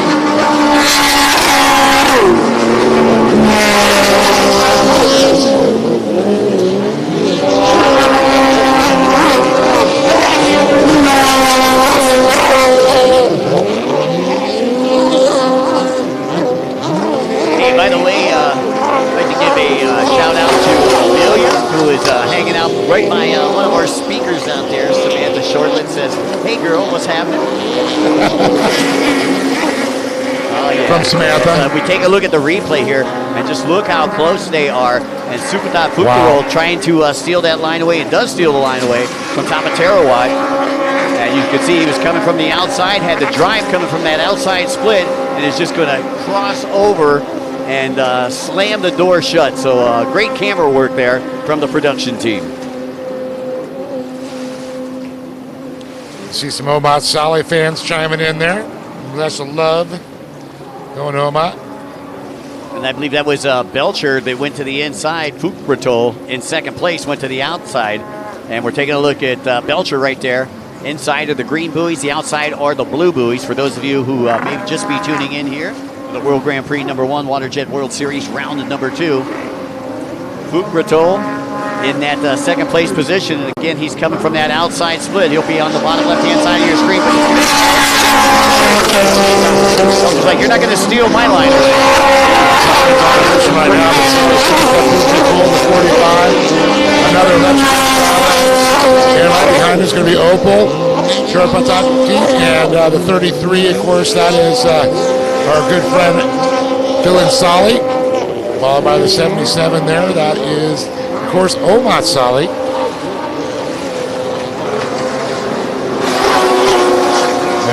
We've also got Robin Sylvester and Graham Leach, our good buddy. Well, you know, in the Sport GP back in Osaka, it was Dylan Solly that actually took the Osaka Grand Prix with Fukratol taking a second and Belcher taking a third. So these are much needed points for Belcher. He was the 2024 or 2023 rather World Cup world champion here with the World Cup Grand Prix, and last year ended up the runner-up. So he is trying to reclaim that title. He said he did not want to be a bridesmaid once again. That's right. The bachelor parties are much more fun.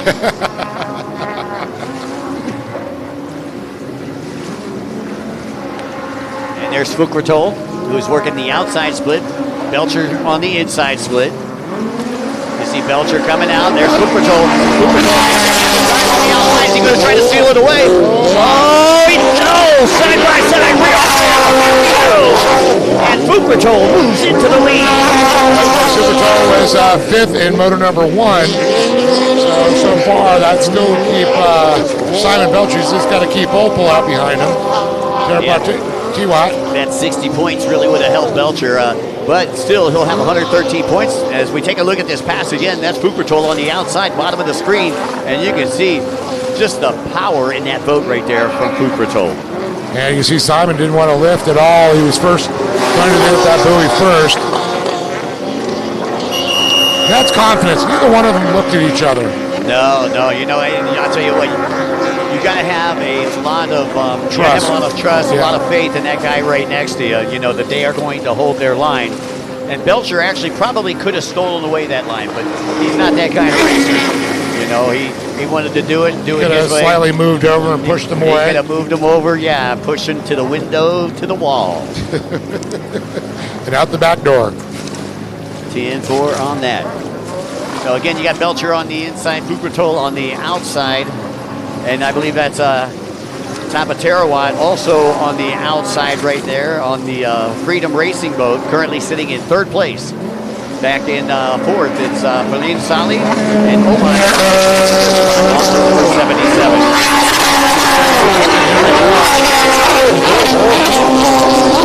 You're watching second moto here live from here in Belgium. Mike Young alongside Dave Dave, we've seen a lot of exciting racing, a lot of lead changes and everything like that in our GP classes, which you don't see a lot of. You know, these GP boats, once they get out in front, you know, you don't see a lot of lead swapping. We've seen some crazy stuff happen today, and we've still got 2 more GP classes to go. Yeah, a little shout out there for Opal as he trying to make his way up. Guy's sight set on Simon Belcher. Belcher, though, he's not going to give it up. I think he might now throw a little bond rail out there. Trying to, because that is sitting second behind him. He doesn't want any points discrepancies between him and Terawatt and a.k.a. Opal. And that is the battle for third place that you're looking at on the screen right now. Is Tapaterawatt will opt to go to the outside, and boat number 33 going to the inside. That is up in Solid. You still got Belcher in second, Pukratol in first, and Pukratol be coming from the outside split. And there is Solly, who went in fourth place. He's trying to get past Tapaterawatt on boat number 951, but you can see has a little bobble coming out of that turn right there. Yeah, they were talking about a little bit more choppy than the outside earlier today. I like Joe Croissant and the chance. Look at this. Oh my goodness. Oh, Solly gets by Opal. Opal now delegated back another spot back to fourth place. So it has changed up once again. We saw the 45 going to leave that Super Tech Ultra Cool, and then Simon Belcher back to second. Now, look at this. Moving up, that's the 77 of Omat Sally. That's Falin Sally that just moved up into third place. Omat back there in fourth. Right I'm sorry, Omat, yeah. 33 there, you're right. That's Falin Sally. And still in second place, Belcher. But I'll tell you, Super Top Puktarol, who took a fifth in the first moto, has really lit it up here.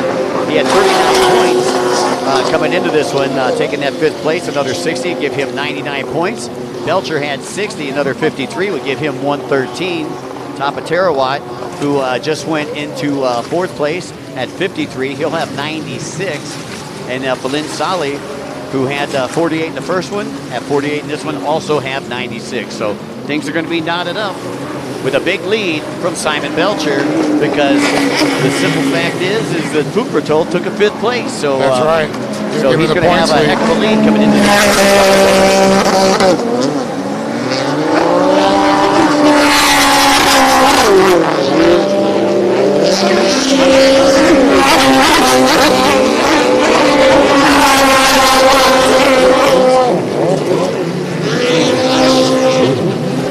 Oh, look at this. There goes Omat Sali as he gets by Opal. Yeah, Opal, I'm not sure what's going on, but he's working his way backwards. Tapaterawatt definitely might have some motor issues, I'm wondering. Not what we typically see out of this racer. Let's take another look and see what happened here. Looks like he's got some speed, but Omat Sali just lays the hammer down, goes the long way around. Well, then he gets position on him as they came back into the horseshoe right there. As he got that inside position, was able to push him out. Big shout out to all my friends in Destin, Florida, who are watching in. Just got that that came across the screen.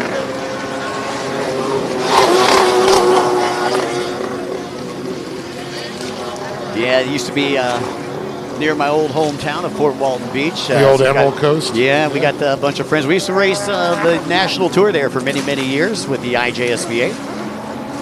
And there is your race leader, Supatat Pukratol. It was, didn't have the best of starts. Started in fourth as, the first. But had to he has definitely earned a victory here if he can hold on to it through the checkers. Yeah, Supatat, though, what an incredible rider he is for sure. You can't take anything away from him. You got to wonder, when you see somebody like that take fifth, there is an issue that is unforeseen, because just everything just runs right. That guy usually crawls to the top.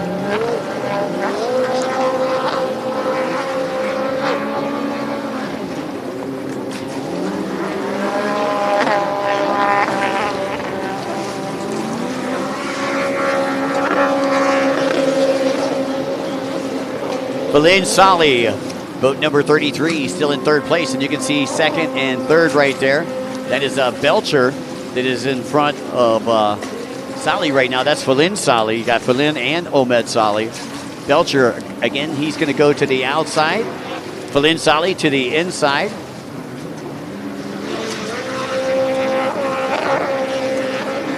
And Belcher is he's been liking that inside. Been going to the inside pretty much every lap here.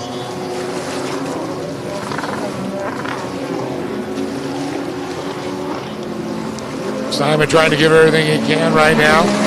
There's a good gap on him. Simon able to hold on to it. Dylan Solly, the 33 machine. Hot pursuit. It's the end of the second half here of our Sport and GP race. 7 racers, Belcher a winner in moto number 1. Johan Yusan was in second place. Flynn Solly was in third. Solly trying to get past Belcher right now, and that would really help his campaign for an overall victory for the Belgian Grand Prix. Yeah, absolutely agree with you. And you can see Belcher and Solly right now. That is your battle for second. Again, Solly with a third place finish in the first moto. I'm sure he'd like to gain those 5 points on Belcher. If Belcher gets those 5 points, he's going to come in with a healthy lead over the rest of the pack for that third and final moto. So Belcher, if you're him, you just got to ride steady. You got to, you got to use your head. Don't make any mistakes. Don't miss any buoys. And make sure you keep Solly in your rearview mirror. And say a small prayer. Pointed out, Simon Belcher, a race car driver, and see him working his way through that inside split. You can see Solid.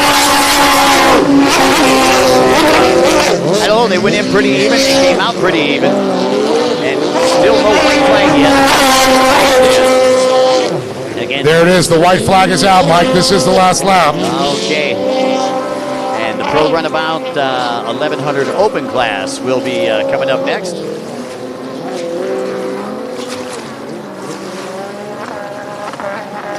And then we've got 2 GP classes after that. And there is your race leader here on the final lap. Started in third, worked his way to first out of Thailand. Supertop Fukrotol.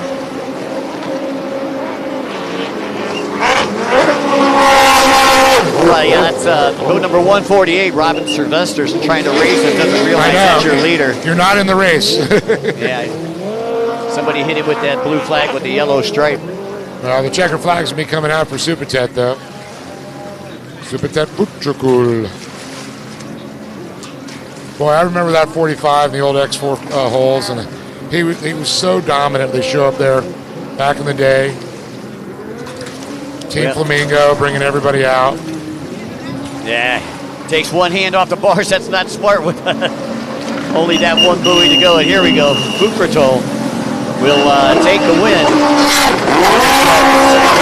5-1. You've seen Tatsaroon back there cheering him on. Supatat Fukrotol rather will take the win. Belcher in second. It was Malin Sali in third, and unofficially Tapaterawat Opal in fourth, and Omad Sali rounding out your top 5 out of Cambodia. Well, once again, I'd like to say a very special thanks to amazing Thailand where your stories will never end. I got to go there for the first time last year. If you ever get a chance to go there, one of the attractions I would send everybody to would be the Sanctuary of Truth. Again, we're going to be there December 16th through 21st. And next up will be the Pro-Am Runabout 1100 Open, and we'll be right back after these commercials with more racing. Everyone has a dream destination that they wish to visit in their lifetime, where you can cross off your travel bucket list and becomes your unforgettable experience.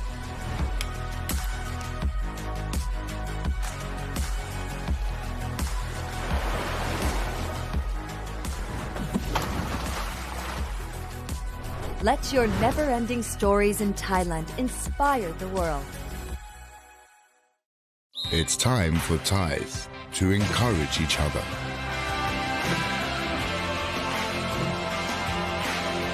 Forward the encouragement to make Thai people and Thailand stronger. Sports Authority of Thailand.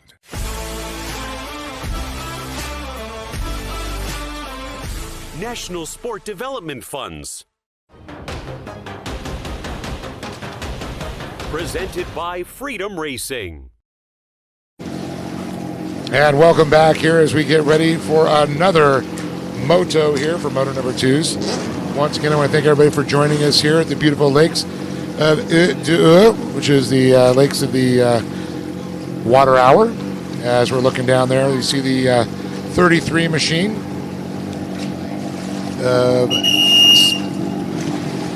Dylan Solly. Of course, Warakit Monglaporn out of Thailand was the winner from number 1, about 60 points. Marshall Louis Busan, who was second, 53 points. It's Whitling, and here they go, off and running. And it looks like Walkercorn had a great jump on the outside here. See Phil and Solly right in the middle there of the inside split going around. There's Niels Whitling. Niels on the number 15, the gold and black, or yellow and black, I should say.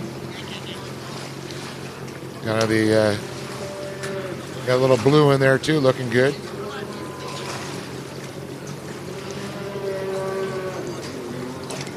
Of course, he's the inside leader there, and it looks like it's Warakit on the 58 on the outside. As they get ready to come together, who's going to do the whole shot? It's going to be Warakit Monglaporn out of Thailand on the 58 machine.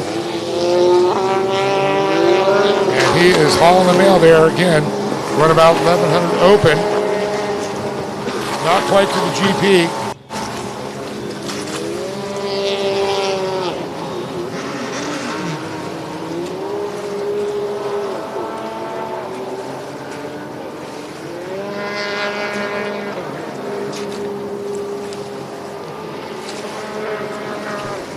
As we're looking at Niels Whitling right there, the number 15, the rider from Germany, currently sitting in 3rd place. He was 3rd place in moto number 1. Trying to better that, to try and climb up there, but he's got to get by, of course, who was second in points coming into this out of moto number 1 is Marshall Louis Busan. As we look back there, you see the blue and white Jet Blaster, the number 18. That is going to be Phil and Solly, who was a 4th, who received 43 points. So once again, it's Warakit, it's Busan, Whitling, Phil and Solly, and Tadao, Ryashiguchi. As we go back up front with Warakit. It was great. I was doing an interview. Warakit doesn't speak any English. Opal came over and did some translating. He's just a super guy, helping out all the Thai riders, and he's a great example to set for all the young racers from Thailand. And we're currently back up with the 26 here, Marshall Louis Busan. Busan out of the Philippines. Been a long time racer. I know he's helped a lot of the young Filipino riders.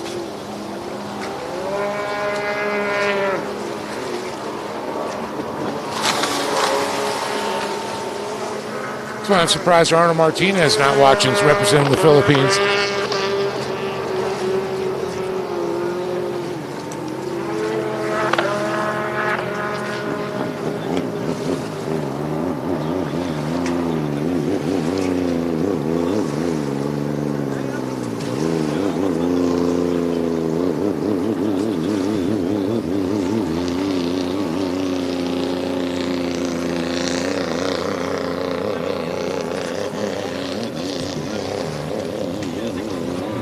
All right, back to the action at Warakit Monglaporn here, and again, Marshall Louis Busan, followed by Niels Whitling, Phil and Solly. You can see Warakit.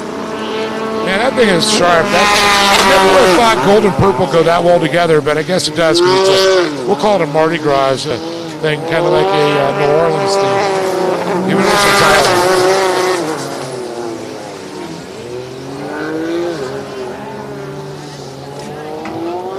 back on board here with a third place rider, the number 15, the German rider Niels Wittling, which had some of his, looks like something fun sports on the side. Look at our cameraman getting up and close. It looks like HT Fun Sports.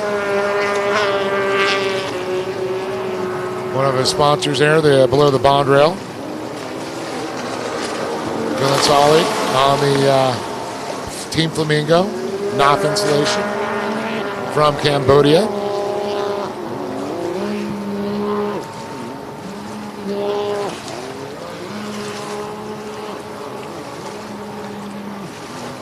We should have found out if Thai Airways flew over here to Brussels. We could have been smooth as silk the whole way here. Yeah, I love Thai Airways, my favorite airline out there. Number 58, speaking of Thai Airways, we've got Thailand out in front once again with Warikit Mongolporn. And Warikit was a winner in Osaka City, Japan. First moto here. He's been pretty dominant so far in the Pro-Am Runabout 1100 Open class in his 2025 campaign. Yeah, I was talking earlier about how he's carrying that momentum. Because he pretty much dominated in Osaka, and now dominating here. Looking for a perfect trifecta, as we say. He's still got to pull this one on too, and then a third moto to go. But Phil Solly trying to work his way up. He's still sitting fourth behind Niels Wittling. And of course, Marcel Louis Brisson from the Philippines still sitting in that second position. Well, it's going to be close how they come out right here. Wittling and Solly. Solly coming from the outside. Again, going to have the track. You can see him closing on Wittling right now. Has to cross over his wake. That's going to slow him down just a little bit. Solly, just able to get around that buoy right there. Almost went to the inside. Currently sitting at fourth place. So this is your battle for third place right now. Wittling still in that third place. Yes, it is. So Marcel Louis Bouchon, number 26, the PH 26, currently sitting in second. And that's where he finished in the last race. Warikit Mongolporn got 60 points from that first race. Another 60, give him 120. If Bouchon stays where he's at, he would have 106. So a 14-point lead going into the final moto for the Pro-Am Runabout 1100 Open class with Mongolporn. If he stays where he's at, if things finish like this right here. That's Phil Solly. He's trying to chase down Niels Wittling right now. So that's your battle. Fourth and third and fourth. Oh, look at this. It looks like Phil and Solly split off to the inside, Wittling to the outside. Mike, we've seen it so many times. Can Phil and Solly make it happen? Niels Wittling trying to get down and dirty, getting those corners, getting close to those buoys, trying to lose no time whatsoever.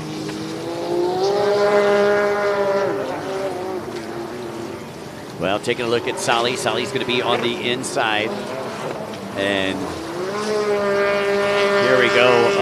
On the outside, it's going to be close once again, but no, nothing doing. As Wittling out of Germany will maintain that third place position, and Solly out of Cambodia.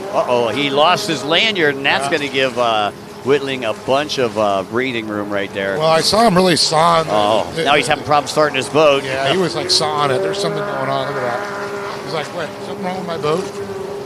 Yeah, he's taking a look behind him, and fortunately for him, there was nobody behind him. Again, I believe we only had, we started with 5. I think we're down to 4. I'm not sure if Tadeo came out. He was the one on the PH-18 a little earlier today. Remember, we were talking about that because it was Ventus's boat. Yes. But we didn't have a different number. So that was Tadeo that came out a little bit earlier. And there's the PH-18. He is out there. Yeah, that's Hayashi Gucci. Hayashi. I was going to say Hayabusa. Currently sitting in that 5th place. 2 more GP races for everybody who is listening in on the World Grand Prix World Series round number 2. Pro Runabout Grand Prix is coming up next, and that'll be followed by the Pro Ski Grand Prix. Final race of the day going to be the Endurance Open.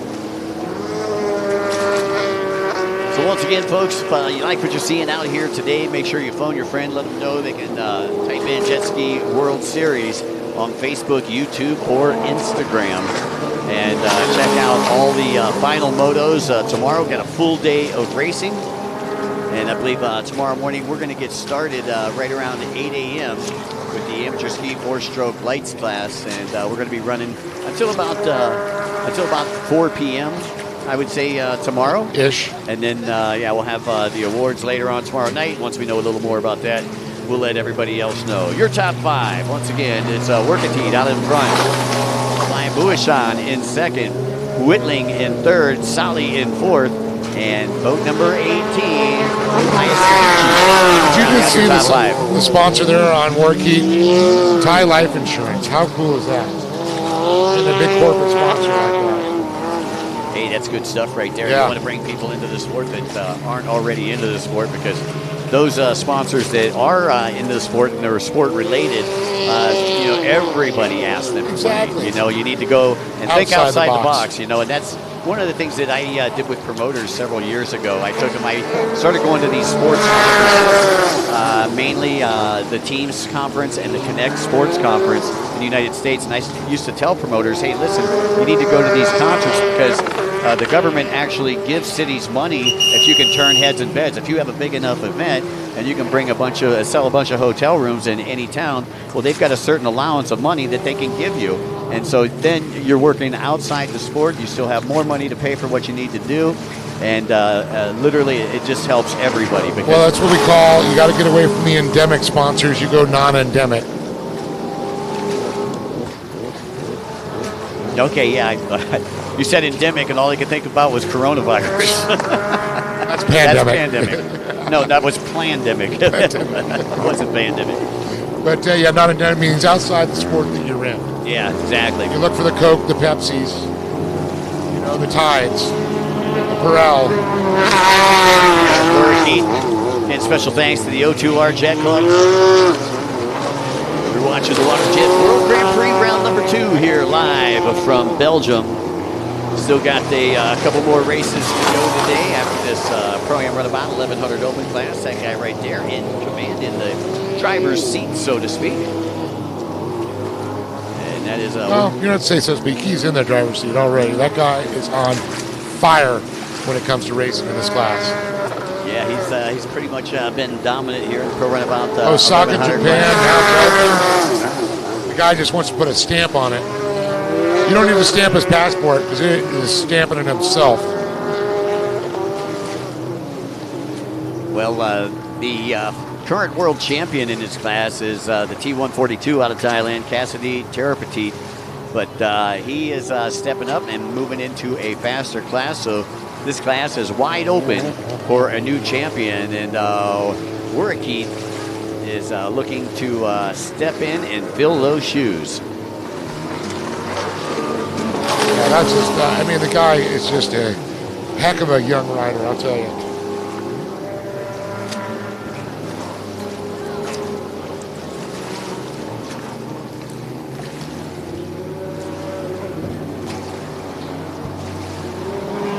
And we should be seeing electronic come out here within the next couple of laps here in the Pro-Am Runabout 1100 Open class. As I can hear in the background the roar of the big bore, the Pro Runabout GP class is coming up next. For those of you who may be listening in on the live stream, looks like we got some Lynn Solly fans listening in right now. Solly, I believe, still back there in the third place position behind Buishan. Marcel Louis Buishan. Wurakit takes the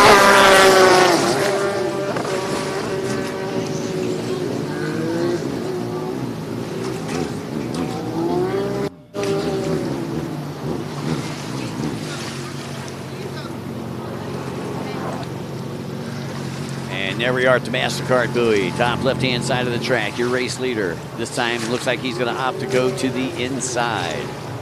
So Mike, I had a chance to do some of the interviews. I look back up, and there are fans in the grandstands all along the edge of the grass. The place is filling up. So, I think the word's spreading. Yeah, it is the weekend, and a lot of people can't make it out during the week on the Thursdays and Fridays. I think we started racing on Tuesday here this week. But, a lot of people can't make it to the weekends. I hate to say it, but they have real jobs. What you talking about, Willis? White flag is out. White flag, yeah. See Peter de Smet there grab the white flag, and Orikid Manglapurn, your race leader right there. Nice graphics package. Again, as you pointed out, sponsored by the Thai Life Insurance Company. And can't wait to get back there to Pattaya and Jomtien Beach. One of my favorite places to go all year long. And hope you can join us out there December 16th through 21st here in 2025. And that'll be the third round of the World Grand Prix #1 WaterJet World Series. Round number 3. Still plenty of round number 2 left to go, though, folks. So make sure that you tune in tomorrow. We're going to begin the broadcast at 8. We'll probably end the broadcast right around 4 p.m. And as we're watching right now, the white flag, or in Francais, it's the blanc.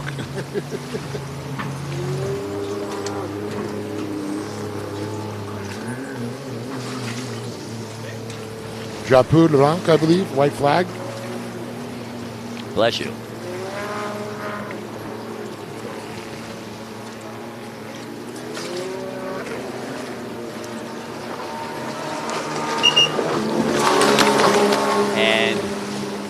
Orikid around the sweeper one final time, and here he comes down the front straightaway with a fistful of throttle, and it'll be Orikid Manglapurn out of Thailand taking the win and going 2 for 2 so far here in Belgium, round number 2 of the World Series. So congratulations to that young man right there. He'll be coming into the final with 120 points. Marcel Louis Bouassan will come through in second. It looks like he's going to have 106 points, so there'll be a 14-point gap as they come in for the final race of the Pro-Am Runabout 1100 Open class. Solly coming through in third. I'm sorry, that's Whitland coming through in third, Solly coming through in fourth, and coming up next, the Pro Ski Grand Prix. But right now, we'll be back for more racing after these messages.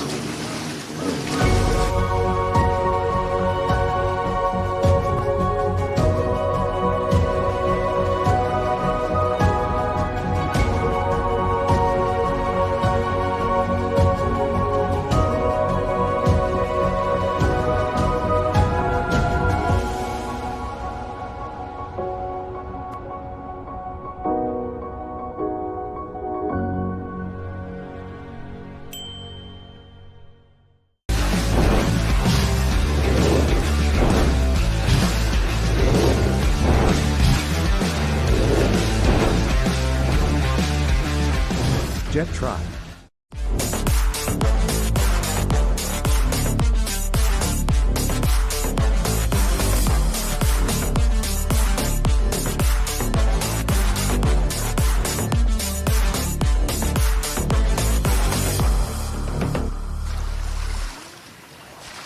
Hello, everybody, and welcome back to the World Grand Prix #1 WaterJet World Series, round number 2. As a part of the Jet Tribe Euro Finals, Mike Young alongside Dave Arnold. And we've got the Pro Runabout Grand Prix coming at you next. Winner of Moto #1 of the Pro Runabout Grand Prix. There was all kinds of drama in this class. Out of Hungary, it was Georgi Kaja. Taking a second was Francois Midori. Third place was Mohamed Albaz. Fourth was Florian Bardot. Fifth was Matthias Seaman. And then there was Toshiki Sano in sixth place. In seventh, Mitsuyuki Uembi. In eighth, Tamara Matsumitsu. In ninth place was Skinny Mo, Mohamed Berbea. In 10th place, James Bushell, who also had a mechanical issue. And Kenta Oku in 11th, who also had a mechanical issue. So had three folks get towed off, Berbea, Bushell, and Oku. And then taking 60 points from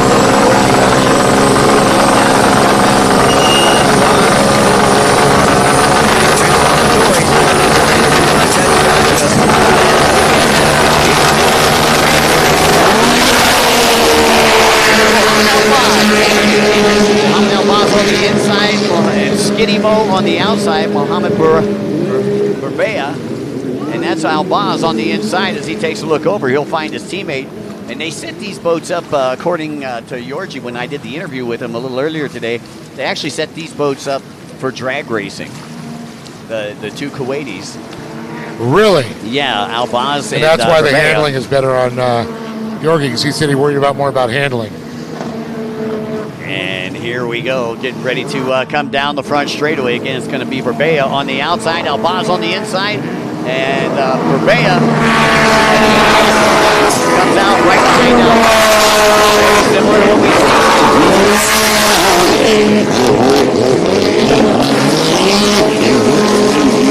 And that is exactly how they came out in the first photo. Burbea back in second, Albaz in front. Albaz a winner in 22 and 23. Burbea a winner last year in 2024.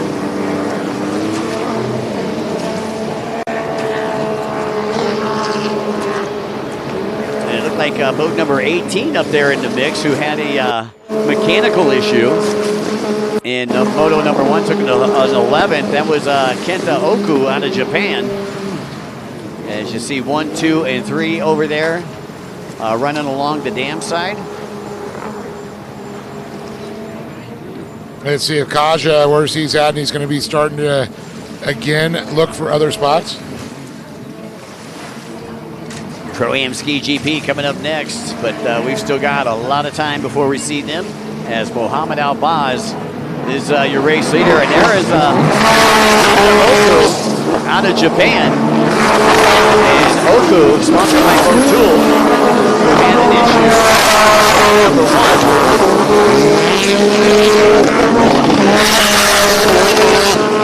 Now running in that third place position, right behind Skinny Mo. Burbea. There's boat number 4. That's Midori, who is currently in the 4th place position. And that's Yorji Kaza, who took a win.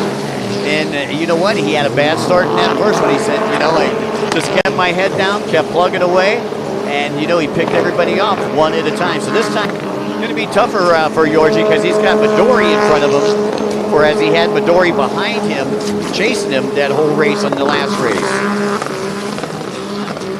Kenta Oku. And of course, you had Matthias Seaman. He was on a stock boat in the last race. He got 5th. He's out there again. He was, you know, hoping he can get a GPO. He was thinking maybe I could ride one of Midori's backup boats. There was a picture of number 71, Matthias Seaman out of Estonia, who I believe is currently running up in the 5th place position. Or actually, he's in 7th place.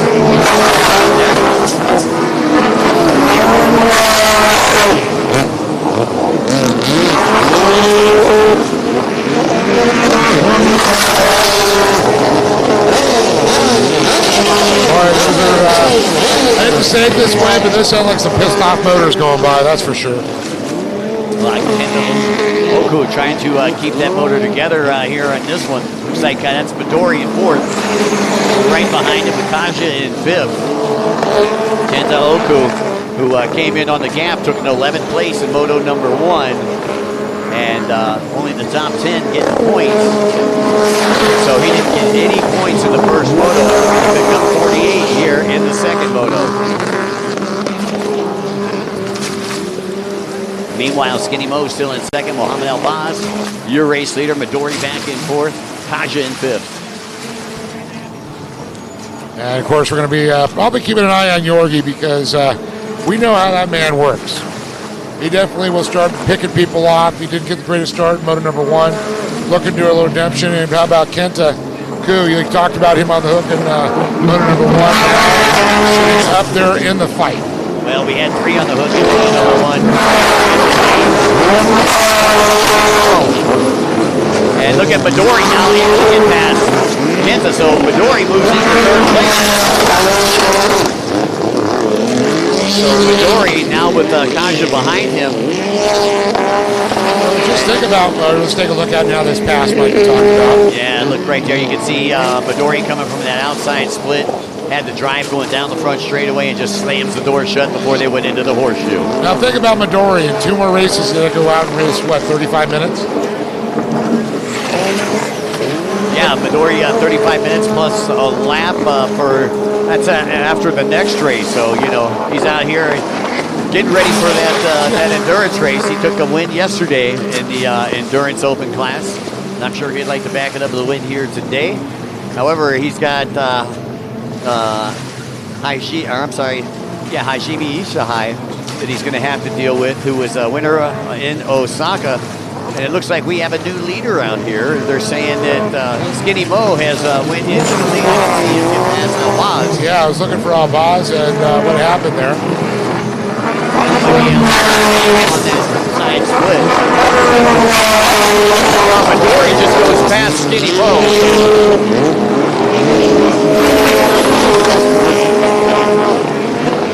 It is still Albaz. Take a peek out back. It's Albaz in the lead. Midori is in second. Mohammed Skinny Mo in the third spot right now. Yeah, Berbea moving back again. That's kind of deja vu. Yorgi right back there in that 4th position, trying to chase down Midori. And we had a chance when we interviewed him, they were talking. He goes, what do you want to start? Come back, okay, I probably do this here. It was interesting to listen to their strategies. Yeah, no doubt. Albaz for a long time, and then the first moto, and then ended up losing in a couple of places. Ended up finishing in 3rd out of Kuwait. And he is sponsored by the Kuwait Finance Center. As we take a look at your race leader, Mohammed Albaz. And he was the 2022 and 2023 World Grand Prix champion. Midori still sitting in that 2nd place position. It was great to chat with and Yorgi Kaja after the first moto. Now look at this, Midori moving into the lead. Albaz come out the inside split. Got that momentum, and Midori, a man on a mission right now. Looking to better. Let's take another look at it. Oh, we're back live. That was just a tease. Yeah, we're going to try to take a look at where that pass was, because it looked like Albaz was on the inside, but Midori was on the outside. And there is 1st and 2nd. Here we go. Let's take a look at it now. You can see Albaz coming out a little bit late. Midori just goes by and then closes the door right there at the end of the front straightaway. Another slow-mo look at it for all of us here that are watching on the live stream. And Midori, yeah, nice clean pass. There was no issues whatsoever. Nobody was getting cut off, so a great job there by Francois Midori. Fans up there enjoying the action here for Runabout GP, aka the Grand Prix class. Again, we'd like to say a special thanks to all our good friends here from the O2R Jet Club, our hosts this weekend for round number 2 of the WaterJet World Series. The Kenta Ku there, the 18 machine.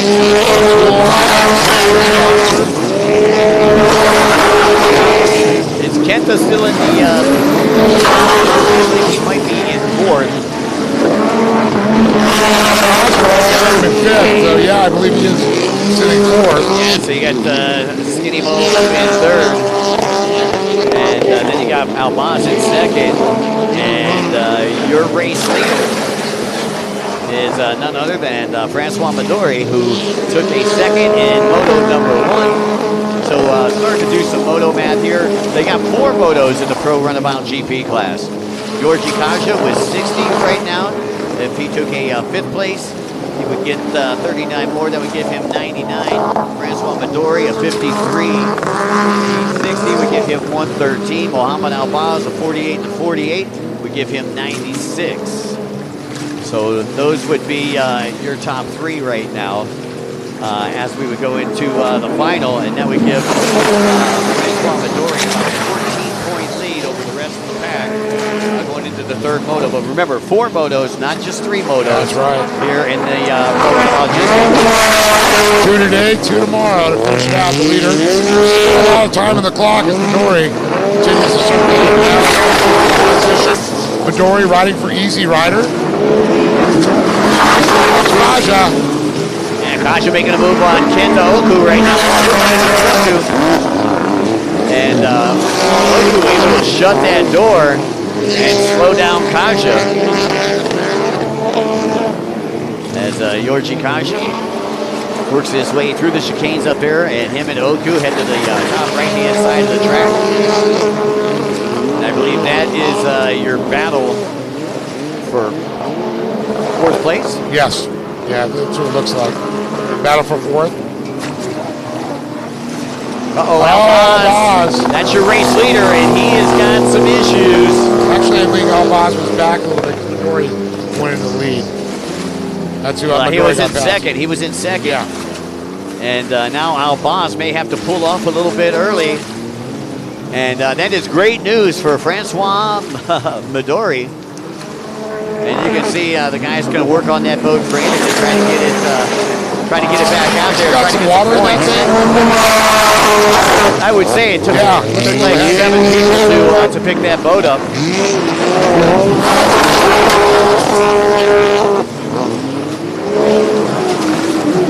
And inside split, here comes Kaja again, pressing. Kaja.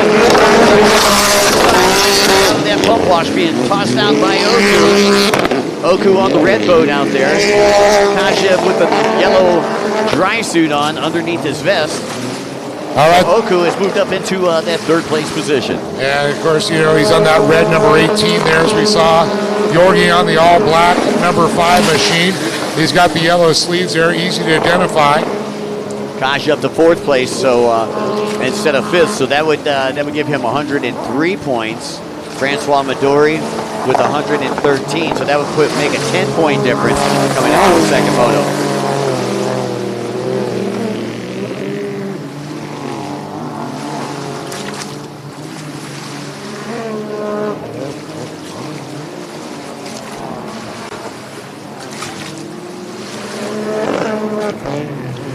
And there is the red boat right there. That is the Japanese rider.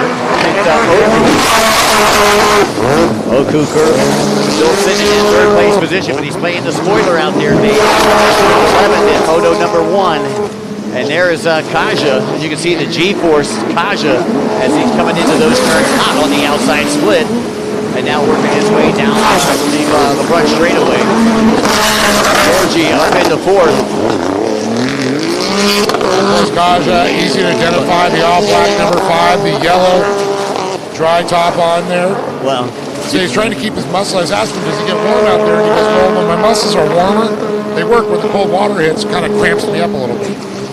Kaja needs to work his way up to 2nd to tie Francois Midori. Midori out in front right now would have 113 points. If Kaja can work his way to 2nd, he'll have 113. And then all of a sudden, it's a brand new ball game. You know, it's like starting fresh. They both have 113 points, and there's your race leader, Francois Midori. How about those graphics on Midori? They're the black and yellow.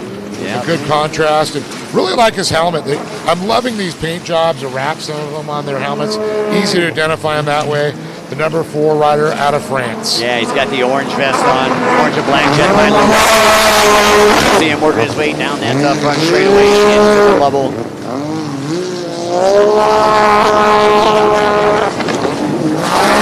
So Albaz, again, having some engine trouble, having to pull off, so he's no longer in 2nd place. I'm thinking Ken's now in 2nd place. And Yorji Kaja has to be in 3rd. That's third, yeah, he's away. That's last minute. There's so much time. You know, of course, attrition we talk about all the time here in the GP classes. These things are wound so tight. And there's Skinny Mo, who's actually moved up into 2nd place. And so that means Kenta Oku would be in 3rd with Yorji Kaja in 4th. And Barbaya, he's really kind of playing a spoiler out there too with 27 points in the first one, as he was the 3rd one to get towed off. But at least he got some points. At least he got something for his efforts. And of course, Barbaya, also a Red Bull sponsored athlete there out of Kuwait. Remember, he was a Kuwaiti highway patrolman at one time.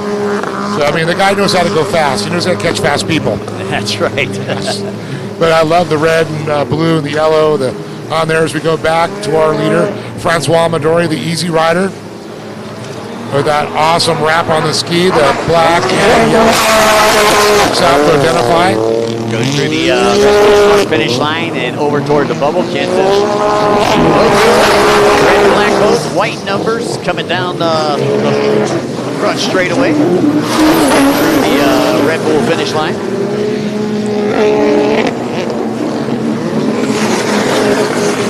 I'd like to say a very special thanks to our good friends from the National Sport Fund of Beijing, Thailand, Airways, Freedom Racing, and Jet Tribe Racing, and Just, our new racing timing system, Lighthouse, and Kawasaki.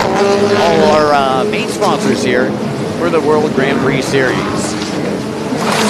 And we're keeping our eyes on Oku. Got the red boat out there, easy to pick out, currently sitting in that third place position. And you can see first and second in the picture. We're going down, painted in on Midori, who's your race leader. And he is working that outside split. He's got Skinny Mo behind him. Mohammed Barbea. And Barbea looks like he is also working on that.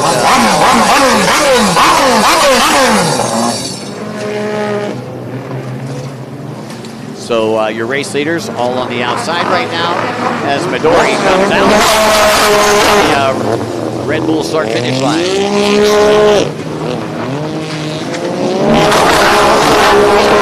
There's the Red Bull sponsored Mohammed Barbea out of Kuwait City, Kuwait. It used to be a stadium in Kuwait. And I'll tell you, you know what? It's always great to have them. I mean, those guys are so much fun. You know, good friends probably nearly 20 years ago. You know, the first time they ever came out to Lake Havasu. We said he's got over 25 world titles. He's kind of become one of the elder statesmen of racing, you know, but he is still winning. He's an absolute hero of Kuwait, too. Yeah, he was a winner at the Osaka Grand Prix and trying to parlay that into a good finish here. So he is in the mix and in the hunt for the overall title in Thailand.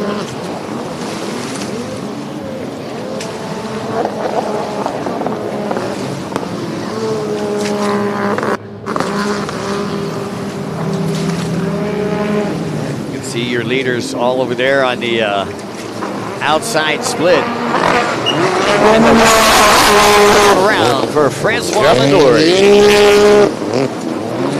So Francois Midori was able to get past Albaz, has worked his way into the lead and has not looked back. He's got about 3/4 of a lap to go here from Lake of Eau-de-Hur. Jet Ski World Series, round number 2 here in Belgium. And Midori first in the first race, or I'm sorry, second in the first race, in the second race. And Kenta Oku and Yorji Kaja still fighting it out. I see Kentu right there on the inside. I believe Kaja's going to be on the outside. Take a look in the background there. You'll see your race leaders as here we come down the front straightaway. That's your battle for third. Meanwhile, Midori with a huge lead already in the outside split section. He'll get the checkered flag this next time around. Francois Midori, sponsored by Easy Rider. Got the orange and black vest. Got the nice graphics package. Yellow, green, white background, and a number 4 black number plate. And the checkered flag out. Congratulations, Francois Midori. Great job. Great job there by number 4. And we're going to get to see him in the Endurance Open in just another race. We got the Pro Ski GP coming up next. And right behind Midori, you see in 66, Red Bull sponsored Skinny Mo, Mohammed Barbea will come through in second. And the battle for third right now.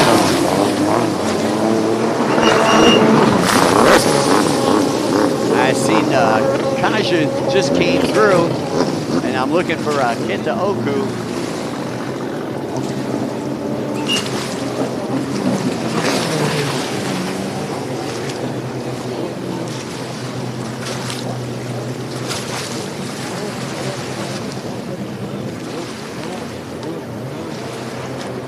So I believe unofficially Oku going to be in that third place position. So congratulations, Georgie Kaza in fourth. So the way that it's going to look like is going to be Francois Midori with 113 points coming into the final, and Georgie Kaza unofficially going to come in with 103 points. Going to be a 10-point lead for Francois Midori going into Moto number 3. Coming up next, folks, the Pro Ski Grand Prix final race on a beautiful Saturday afternoon here in Belgium. Glad everybody could join us here. Mike Young and Dave Arnold with the call, and we'll be right back after these messages. Actually, we're going to go down to the beach before we go to any messages. Let's go down to Dave, who's hanging out with our winner. Well, talk about climbing your way up the ladder here. Francois Midori, he was second in motor number 1. Well, he wasn't satisfied with that. He had to get first. Francois, first this time, you fought your way. You didn't get the best start again, and you climbed your way, you worked your way through all these competitors. Yeah, I did better start than this morning. I start 4, and I try to pass really quickly. I push everything I can during the 5 or 6 first lap. I pass the Japanese rider and Albaz and Bourbaya. So I'm really happy. The ski is incredible. My team did a really good job. So 2 more moto tomorrow. I will push maximum for winning the race tomorrow night. Well, I know you got two races tomorrow, but you still got the endurance race still to come this afternoon. Yeah, I have the endurance. I will try to make the same thing like yesterday, but I'm a little tired, so I will try to do my best and winning the moto in 20 minutes. Well, we're going to go and let you hydrate, get ready. You got a few minutes to rest here. Francois Midori, the winner here in Moto number 2 in Pro Runabout GP.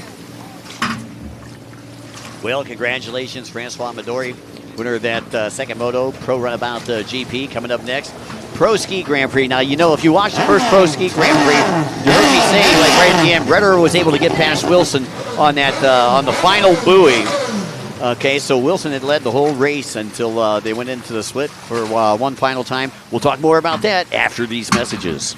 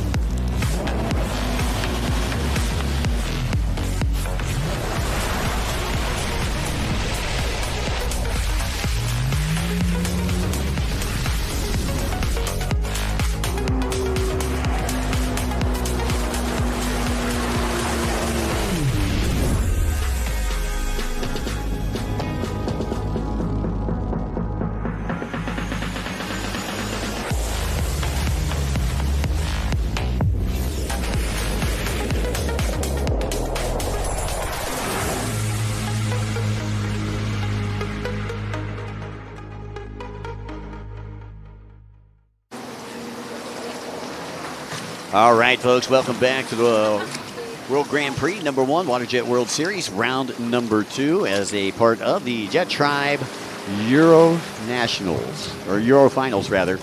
And like I said, Kevin Redder able to get past James Wilson. Kevin out of Austria, James out of the U.S. Kevin will be on boat number 90. James will be on boat number 300. But then back there at 3rd, 4th, and 5th, Ryder Wildeboer was in 3rd place on that final lap. However, the camera went off of him, and you didn't see, but Anthony Bernau and Toshi O'Hara were both able to get past Wildeboer. So Bernau ended up in 3rd, O'Hara ended up in 4th, Wildeboer in 5th, and in the 6th spot out of Sweden was boat number 17, Felix Helgesson. Boat number 98 out of Saudi Arabia, Nizar Abdijadel. In the 8th spot was Tanawin Moli out of Thailand on the T4, and boat number 24 out of Belgium, that is Perso Xavier. And then Mao Sato out of Japan ended up in 10th. Sato taking a 2nd in Osaka City. James Wilson taking a 1st. Wildeboer taking a 3rd, as we are set to go from Belgium for the Pro Ski Grand Prix. All right, riders told to shut them down. You can see trying to make those Boats as light as possible as they're getting the water out of the tray. Number 17 starting on the outside there. That's Felix Helgelson. And once again, riders told to fire up their boats. So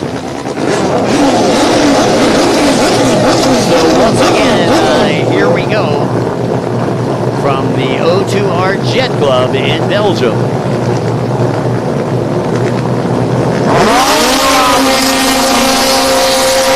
Boat number 88 actually got a decent start. Miles Sato. Sato was starting on the outside of the inside split. But let's take a look on the inside. It's going to be Jimmy Wilson on the inside. And Jimmy looking to grab another hole shot here on the Hyperion Kawasaki. Wilson comes back in, and we'll take him. And I'm hearing some screaming outside the tent here. We're trying to figure out what's going on. That's Anthony Virno. Boat number 40 on the outside is your current race leader. Now, Redder didn't start in front. He had a bad start. The last race went from 4th to 1st. And it's going to be Jimmy Wilson on the inside. Virno on the outside. And it's the local boy, Anthony Virno. Jimmy Wilson settles into second. Trish and a bunch of folks cheering him on here in the fan section. So Jimmy Wilson having to settle in second. We're looking for a third place number here. As the cameraman kind of hones in on him, it looks like it's going to be boat number 81 back there in that third place position. And we're trying to figure out that is Ryder Wildeboer, who's currently sitting in third. Wilson in second, and Birnall in first. And Wilson taking a 2 in the first moto, Birnall taking a 3, and Wildeboer taking a 5. So as we continue through the race here, we'll try to give you some moto math about halfway through it. Right now, I believe we are taking a look at the Samurai, Toshi Ohara.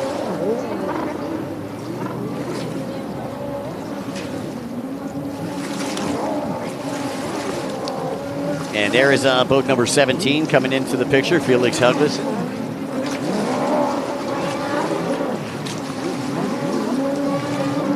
And your race leader coming from that outside split, and that is Birnall, who is on the charge right now. Boat number 40. And Birnall from right here is our Jet Club, and you can hear the fans. He is one of the local boys. James Wilson in second. Took a second in the first photo. Took a first in the Grand Prix. And Wilson just trying to run some out there. As we go back to boat number 81, that's Ryder Wildeboer out of Lake Havasu City, Arizona, who trains with Clipper back there. Clipper, who has probably more world titles than any other racer out there. Mike Klippenstein, of course, we're talking about. And there is Wildeboer trying to chase down Jimmy Wilson. And you see second and third right here on your screen. First place now over on the left-hand side of your screen. Taking that outside split, that's Anthony. Yeah, Anthony Bernard, I was just amazed on that one, Mike. You know, it was so close once again. Bernard, he has come here to definitely play in his own backyard. Of course, riding that Pro Force, there's Jimmy Wilson, or a.k.a. James, we like to call him Jimmy. On the number 300, riding the Hyperion, powered by Kawasaki. Steve Hotchkiss throwing up the USA flag right there. Wilson, if he stays where he's at, he'd have a total of 106 points. I'm looking for Redder in the picture, guys. That's what I was wondering. Where he is. Wildeboer sitting in third. 19 points if he stays where he's at. And your race leader, Birnall, would have 108 points. I'm trying to see where Redder is. I mean, that is really going to stack things up. I mean, Wilson would have 106. Birnall would have a 108. Still a lot of time left to go in this race, but we're just trying to figure out some possible scenarios as to what could happen. Yeah, of course, 2 more runners tomorrow to decide it. And Jimmy Wilson, you know, you go across the board 4 twos. That could take a win.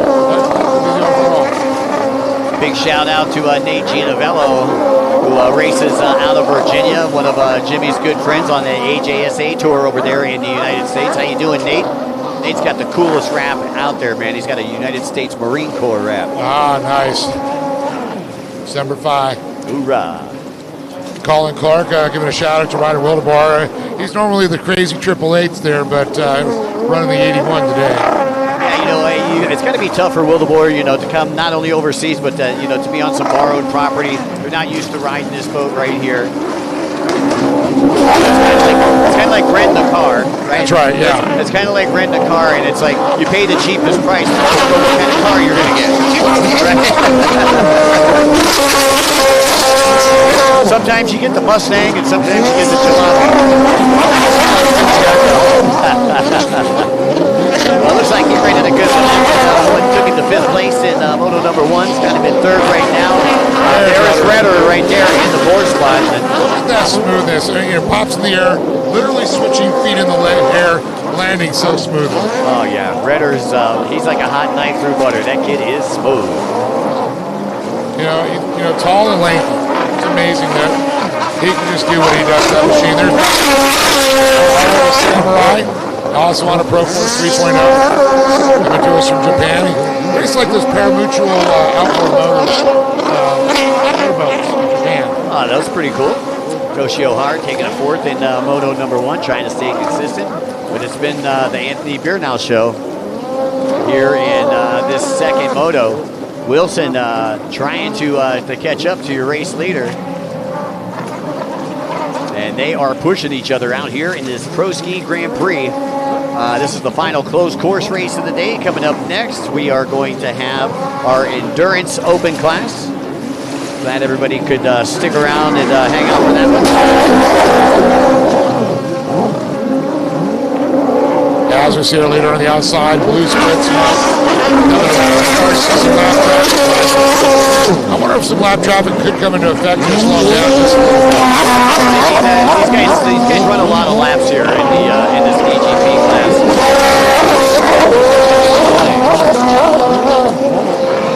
We shall see against those lappers. I'm sure here now he has done this before. The guys that run the place here at the O2RJet Club spent a lot of time on this water. This is kind of like his home track, if you will. Home track advantage. And there is Wilson on the black and green factory Kawasaki, currently sitting in 2nd place. That is the Hyperion. 3rd place is Wildeboer, who is pressing Wilson. And Wilson, you can see where Beernow, that is your picture right now, as they get ready to head down to the MasterCard buoy. And there's Beernow taking the MasterCard buoy. He's going to opt to go to the outside. He's got a lapper in front of him, Dave. Jimmy always remember the guy as slower is faster. He's so smooth. Doesn't look like he's flying, but he is. He just makes it look effortless. Well, Wilson goes to the outside. Wildeboer goes to the inside. Wildeboer's trying to find some cleaner water there on that inside. And remember, there was a lapper on the outside in front of your leaders, so we'll see if that slowed him down any on the outside. Maybe that water was a little bit. Wildeboer ready to make that turn onto the straights now. And we have a pass. Wilson losing 2 positions. I think Wilson just lost 2 spots. Hey, there's Wildeboer right there. In the 2nd, I believe. Yeah, we're trying to peek out the side because we didn't have the camera angle here on the... So there it is. Then you got Redder into 3rd. And now Wilson back to 4th. Oh, wow. Tough break there for Wilson. Yes. You got to remember, Redder didn't qualify in that first race. So Wilson's just got to stay consistent, That's right. And Beernow was not at the first race. Toshio Hara, he was at the first race, currently sitting in 5th. Took a 4th in the first one. Wildeboer took a 3rd in Osaka City. Took a 5th here in the first moto. And now, I believe, sitting. Looking for Beernow on the 40. That was our leader. I'm not sure if Ryder got into. He's on that black or white with the black and gold on it, 81. Where's Beernow? There's Redder in the 90, running the silver and red and black. And Redder on the inside split. That's so correct. Where's a white? You got boat number 40, Bernal out in front.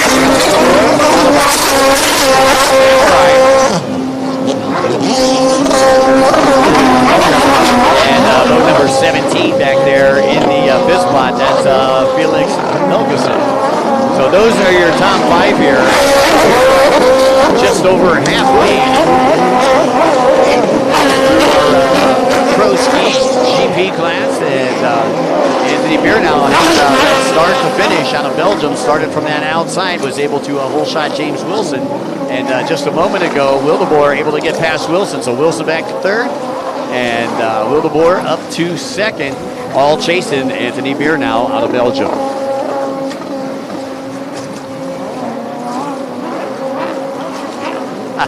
What's up, Matt Richuk? How you doing, buddy? Jonathan McCreary. All my guys. We got the Virginia boys and Richuk, a new Florida boy. So we got United States, Florida, and Virginia watching. Oh yeah, you know what? They all race with Jimmy Wilson, so they're all Jimmy Wilson fans. So I like some of the people just put where you're watching from. Out there. Oh yeah. Thailand, Germany, France, United States, Japan. Destin. That is a country. It's a country in its own. That's right. Ever been to Crab Island? So second place, Triple Eights. Wildeboer and Redder right now. Redder trying to steal that position away. Again, making that inside work. Moto number 1. And Ryder wants to go remember Japan. So Wildeboer trying to start there, being thrown down by Austria's Kevin Redder. And you can see just how close they are. Redder in third. I think he needs it, Chris. And so I believe that means Wilson back in the fourth. Kirk Brito, these guys are flying. And then that means the Samurai in fifth. And Helgensen in sixth out of Sweden. So Chris McCluggett's living in Italy now, I believe, right? He's watching from Spain, okay. That's one of those Mediterranean places.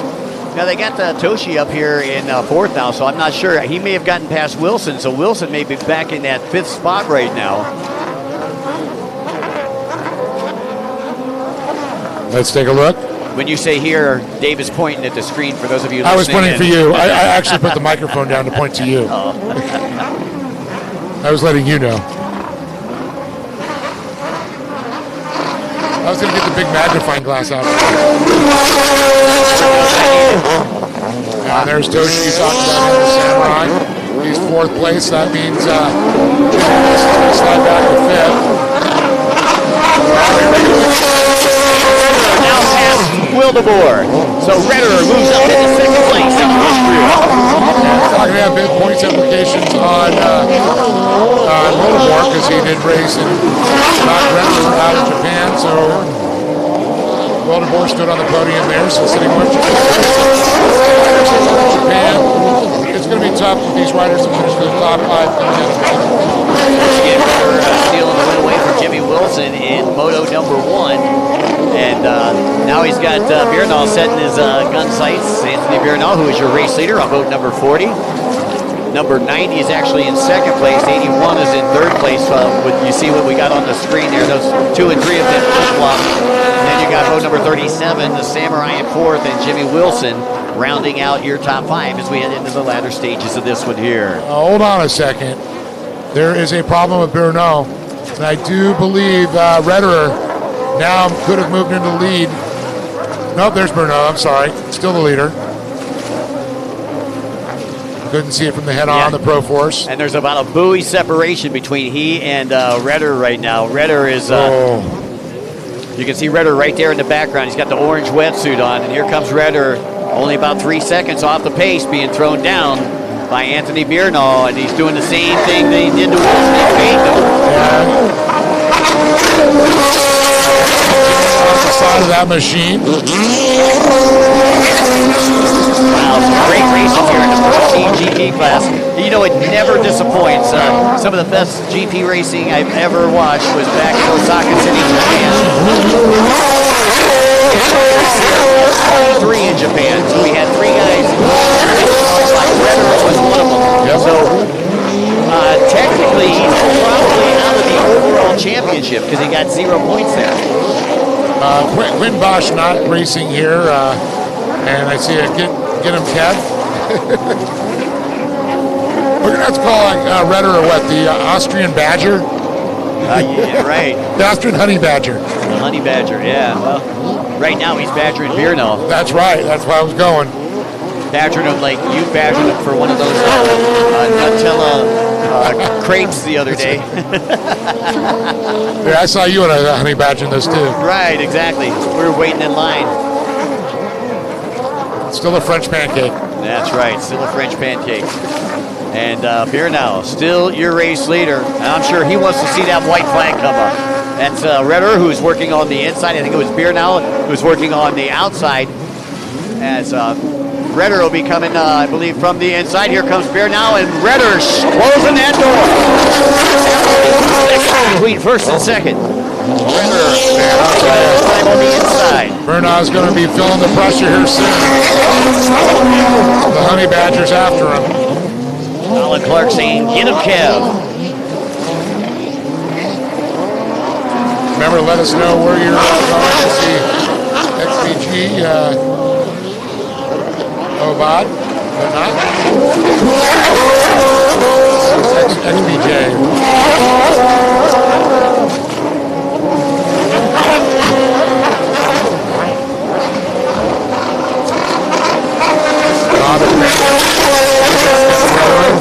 I know Steve Webster's got to be jumping up and down right now, watching Kevin Redderer on his machine. Of course, his other rider, Wildeboer, sitting 2 and 3 right now. Right, and here comes Redder as they go to the MasterCard buoy. Once again, Bierno is going to go to the outside. Redder is going to go to the inside. They go in about 2 seconds apart. And we've already seen Kevin Redderer take advantage of the inside.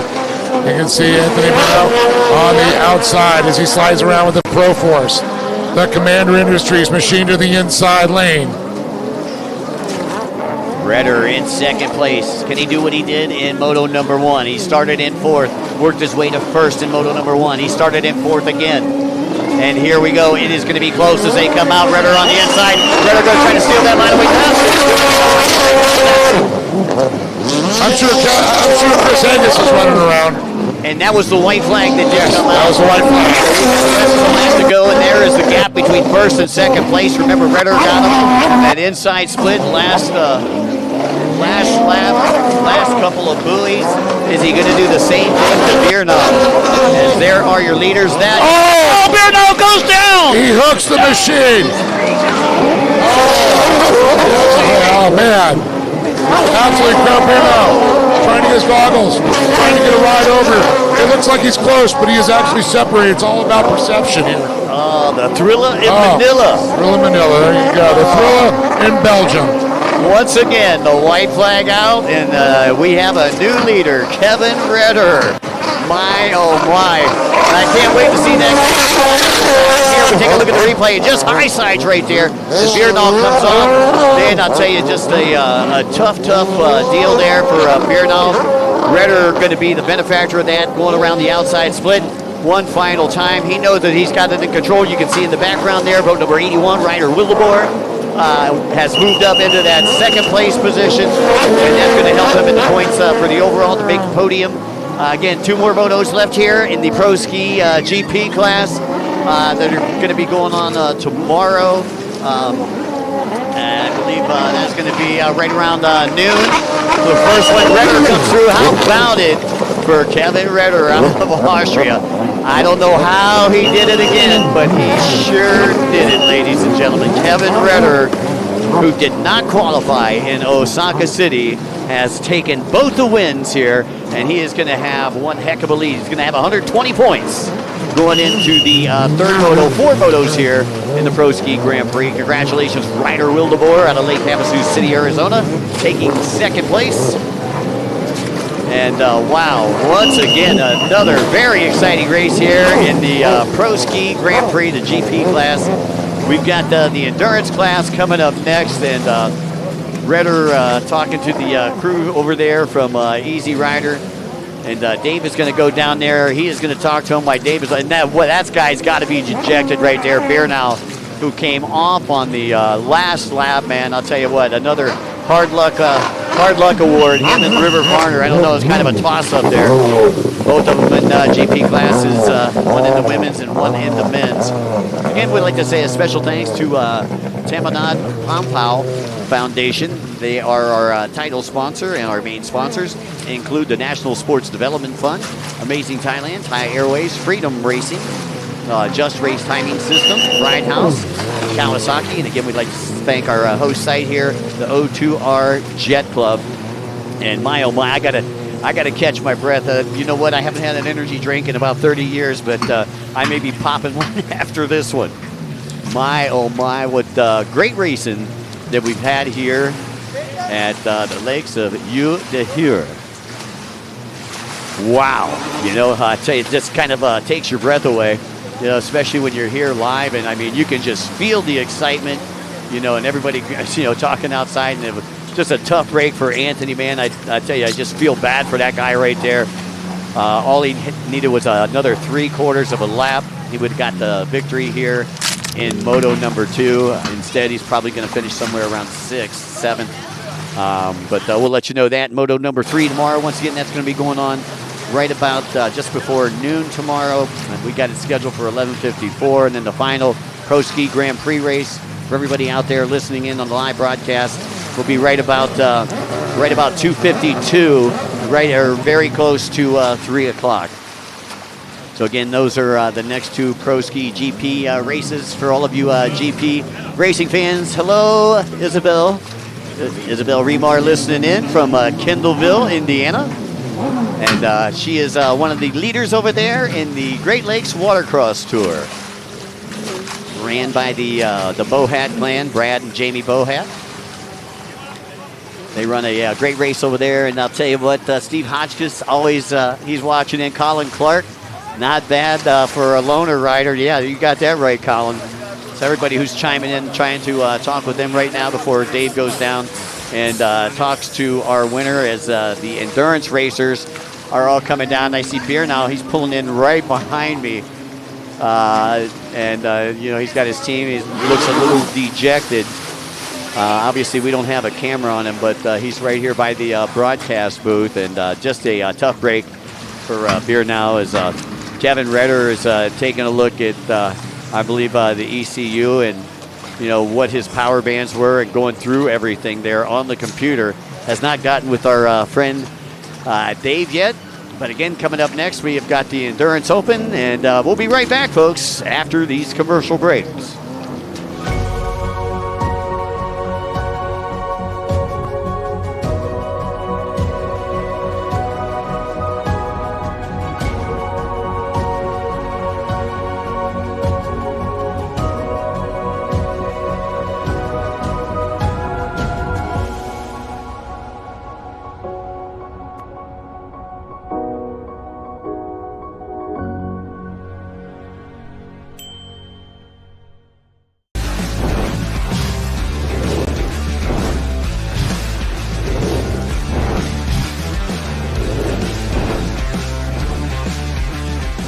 Jet Tribe.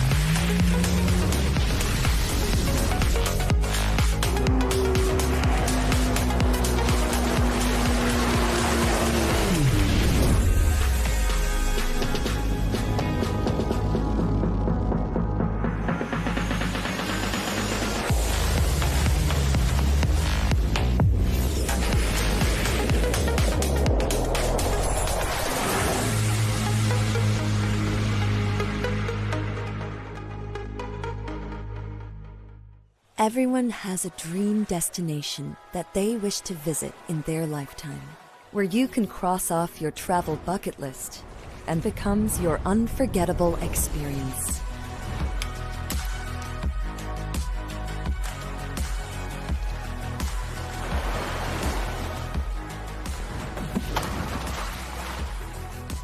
Let your never-ending stories in Thailand inspire the world. It's time for Thais to encourage each other.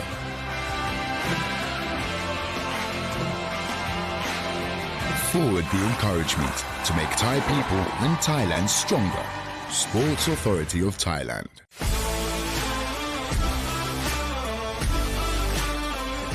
National Sport Development Funds. Presented by Freedom Racing.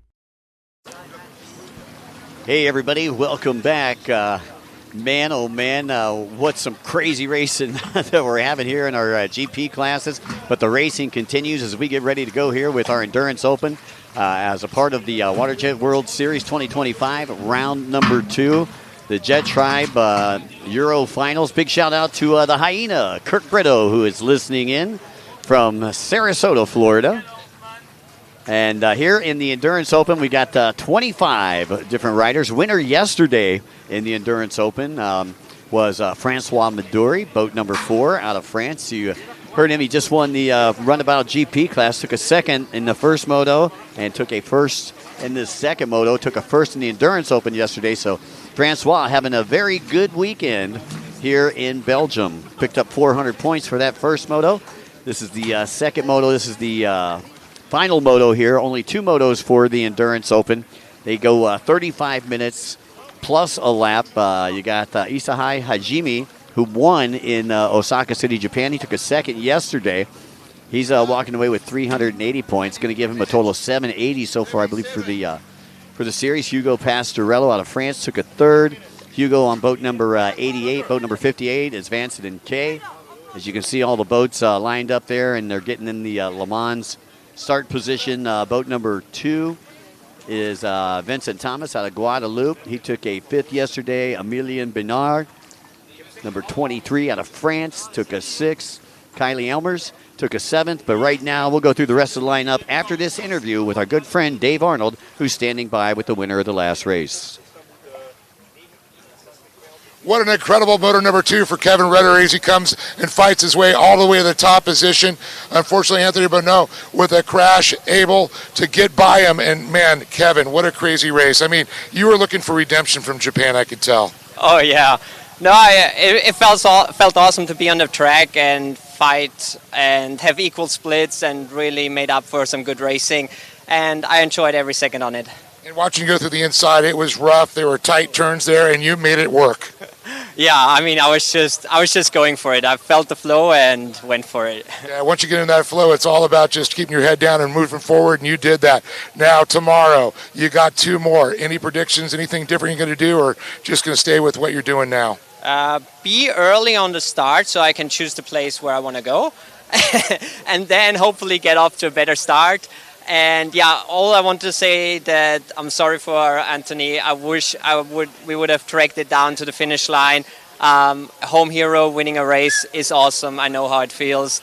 And yeah, a bit of bummer for him, but yeah, I hope he can come back tomorrow and fight until the finish line. Well, there he is, the man with a plan, the man with a bullseye on his back as we go in tomorrow. Moto 3 and 4, Kevin Rederer.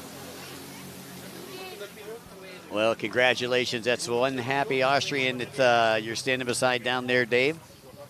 And again, we'll go back to the lineup here. We went through the first 6 out of Australia. We'll have boat number 553, Kylie Elmers. Boat number 33, Feline Sali. Boat number 21 out of France, Steve Sarnen. Boat number 951 out of Thailand. That's Tapaterawat Johannesson. Boat number 27 out of Italy, Luca Vicciori. Boat number 22 out of the United States, Anthony Radetich. Boat number 26 out of the Philippines, Marcel Louis Buasan. Boat number 77 out of Cambodia, Omat Saleh. Boat number 75 out of Great Britain, Jordan Griffiths. Boat number 17 out of France, Maxime Benoit. Boat number 555 out of Great Britain, Bob Pidsley. Also out of Great Britain, boat number 78 is Rob Peters. Boat number 38 out of France, that is Guy Molteri. Boat number 12, also out of France, Maxime Loyer. Boat number 14 out of Belgium, Philippe Ingels. Number 300 out of France, Stéphane Adam. Boat number 55, also out of France, Alexis Coulon. Boat number 96 is Nicholas Chaman. And out of Great Britain, boat number 44, Steve Pidsley. And that rounds out your field of competitors. As you can see, our Endurance Open racers anxious to get out there and take center stage. 35 minutes over here with the World Grand Prix plus a lap. And that is a long time to be out there. Francois Midori taking a win yesterday. Isahai Hajime took a second yesterday. And Hajime, again, taking a win at Osaka Grand Prix a little earlier this season. You must clear the beach. The beach must be cleared once again. And our starters are going to clear the beach, so they don't want anybody. They don't want anybody in the way of these riders while they come down with this Le Mans start. And we'll wait for a whistle, and I believe the green flag will drop, and they will be off and away. And there we go. There is the whistle. It looked like Pastorello had a good start on the inside, and Pastorello finishing third yesterday. It looked like I seen that Kawasaki with a really good start right there. Once again, 35 minutes plus a lap. You'll see the timer up there in your top right-hand corner, and it looks like it is going to be Pastorello, your early leader out there on the factory Kawasaki. So Pastorello working his way down toward the dam and now running alongside it. That is the left-hand side of the track as we view it here from the O2R Jet Club. And here he comes, getting ready to come down that front straightaway. Looks like Francois Midori right there in the mix.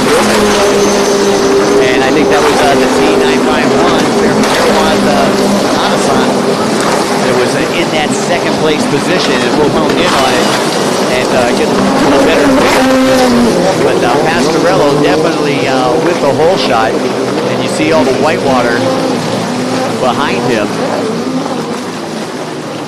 So again, we'll get a close-up of who we got here. Obviously, we got Pastorello up in front, the son of the master of endurance racing, Jean Bruno Pastorello. This is Hugo Pastorello.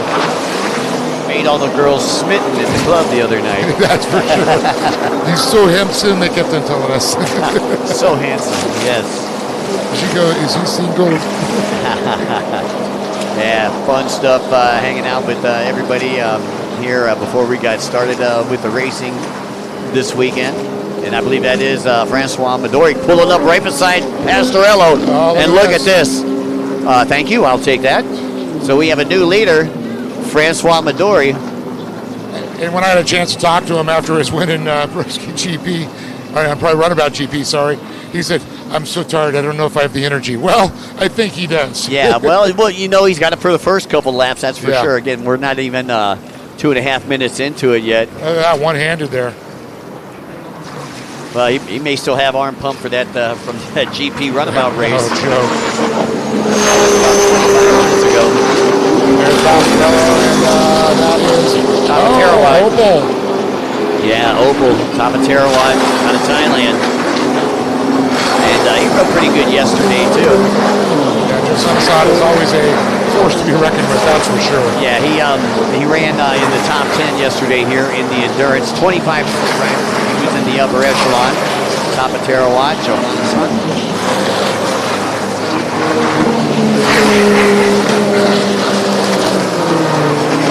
So again, just over 32 minutes to go here in the final race on a beautiful Saturday afternoon. Current time on deck, it's about 5:17. Yeah, it looks like we got another battle going on for another position here.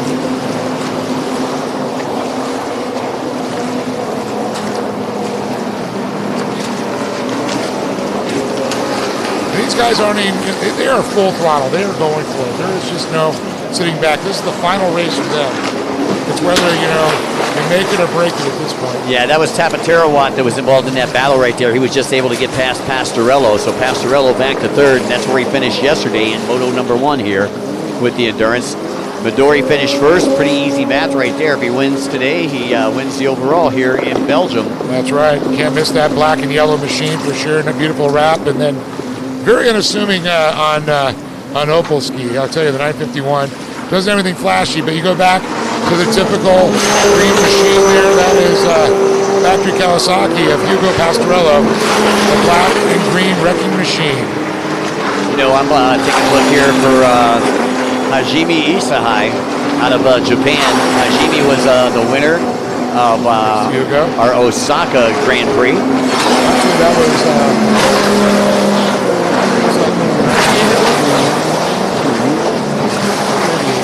we have a 38?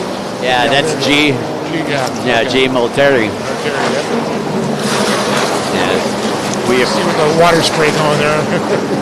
Yeah, boat number. See, that's going to be wrong. We have number 4 down in third, and we're taking a look here, and that is the 951 getting past Pastorello. So a nice shot there by the camera showing Tapaterawat and Pastorello going at it. That was Hugo Pastorello. As we go back to our live shot, as we approach 30 minutes, almost 5 minutes now. 30 minutes plus a lap to go here from Belgium. Jeremy Deep, you can see him. He had the gray, black, and yellow boat there, running the stock colors. I'm looking at boat number 33 back there in the fourth spot. And I believe that was Sali, Feline Sali, and boat number 38 rounding out your top 5, and that is G. Malteri, who took a 19th yesterday. I'm looking for Hajime just because Hajime took the win, and Osaka took a second yesterday, but he had a bad start yesterday too, so I'm looking for him to be working his way through the pack. So keep your eyes out for the J87. Once again, it was Hajime Isai just mentioned. Francois Midori was second coming out of Japan, and Hugo Pastorello is sitting in that third position. Hugo back, I believe, back around third or fourth right now. We're trying to see if he got passed again. But these guys are not, I mean, they are clamped. They got that throttle pinned all the way. Pin it to win it. That's what you do here, especially in the endurance. A lot of these endurance boats, pretty much like limited boats, a lot of them aren't full-on modified. You know, they're not like GP boats. It's a GP boat, they can together for, 35 minutes plus a lap. And so a lot of these guys are just limited performance. Nothing really internally done on the engine. Yeah, and it looks like it is Pastorello sitting in that third, and Opel in second, Midori in first, and we see Phil and Sali. And then we go back to the 38 machine, rounding out our top 5 at this point. And that is, if I can find it again here, there he is. That is the French rider, Malteri. I had a guy said when you want to race Grand Prix or GP, that's where you have to have a grand pocket. It means it's like an open your wallet. Open your wallet. And boat number 4, Francois Midori, after getting past Pastorello, has not looked back, and this is kind of what he did yesterday. Looking like a bobblehead doll. Once he got out in front, I mean, he stays in front. He's hard to get around. There's Assad,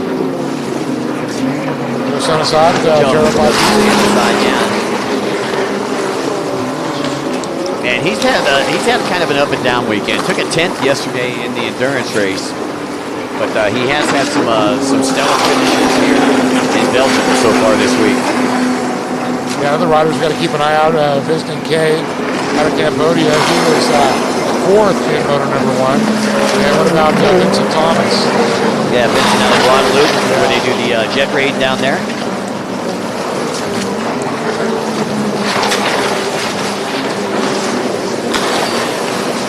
We got some Opel fans chiming in online right now as we approach 27 minutes plus a lap. Saying Thailand's in the house. Yeah, Thailand is definitely in the house in full effect here. I'd like to say a very special thanks to our friends from OTR for hosting the race. Of course, the National Sports Development Fund, Amazing Thailand, Thai Airways, and Freedom Racing for all their support, making WGP 1 Series successful, and we're going to take a look here. I believe is that Pastorello that we're taking a look at. Yeah, Pastorello able to move from third to second place on that pass there. As you can see, him up in attack position. Looks like you got by Tapa you were talking about earlier.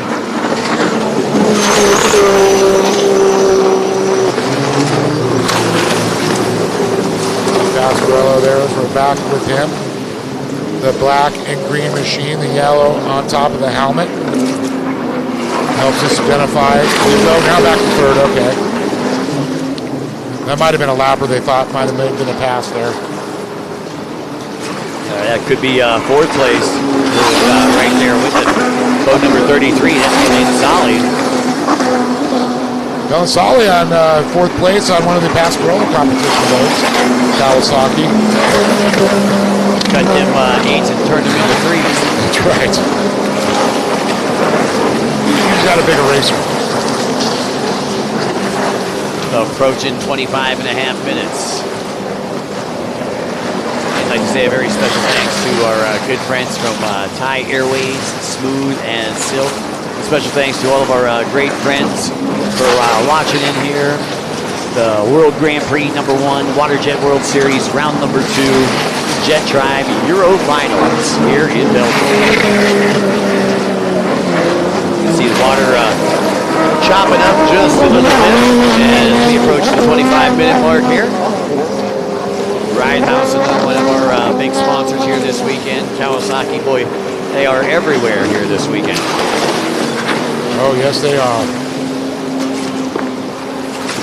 And we're already coming into some lap traffic, as you can see. One of our riders yielding to the leaders there.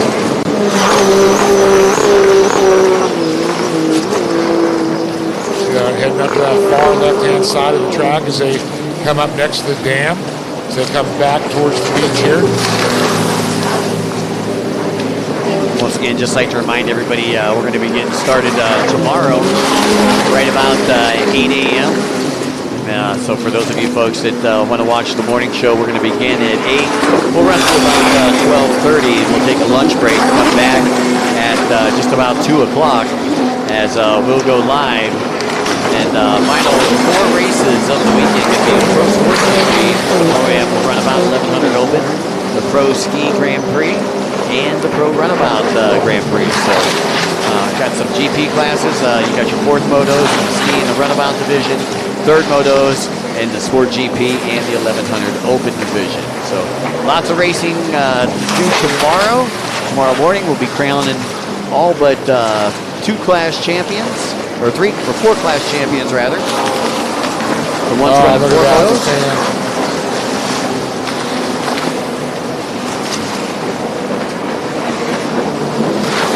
Now past that 23.5 second, minute. Now 20 seconds to go here. Now that sounds like a GP boat. Yeah, I think that might have actually been Hajime Isahai that just went past the boat that you heard on, or probably in the background for those of you who are listening in. Running second, there's 5th place, Gaz Monturi. We saw him in the 38 machine there.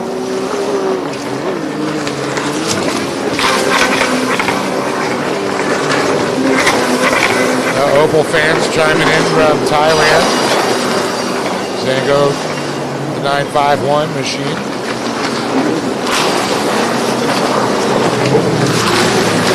So again, your race leader, Francois Midori. Take a look back here, and I believe that is 3rd and 4th place that we're taking a look at right now. That would be Pastorello and Feline Sali on boat number 33. Both of them on the Factory Cowies. You got 38, and that is that's Giles out there. Argilis Maltari, who took a 19th yesterday. And then boat number 951, it's still Johasanat Opal in 2nd place to Midori. Now, Midori, after he got out in front yesterday, had really just kind of taken off and checked out because he was literally came in like 25 seconds before 2nd place, who was Hajime Isahai. Still looking for Hajami to break into the top 5 here. As we keep our eyes on top of Tarawa, Johan Yusan. And there he is right now as he comes by here. Great machine. Well, that looks like a rough ride out there today, I'll tell you. Well, you put 25 of these big wide body boats in a dam at one end of the race course. It makes it damn rough. Yeah, exactly. You're going to get a lot of damn reverb. Nice. There's actually people out there watching that. How cool is that? How do you get up there? I don't know. I'd like to be announcing this race from there. Yeah, that'd be a great place, great vantage point to be announcing from. However, we'd like to say very special thanks here to our production crew with the World Grand Prix Series. You know, they stay consistent. They use the same people every race, and these cameramen and our producers are always spot on. I know that for those of you folks that are listening in on the live stream, getting to watch everything, you're really getting a treat here because these cameramen are probably the best, if not the best in the business. I'm telling you. I work with a lot of different people, but they know what's going on. They know where the racing's at, and this is your battle right here for third place. That's the biggest battle on the track. They know that Midori's all by himself in first. They know that Tapa Tarawa is all by himself in second. And here is the biggest battle on the track, and this is for third with Pastorello and Sali. Yeah, Pastorello has got him in the sides there.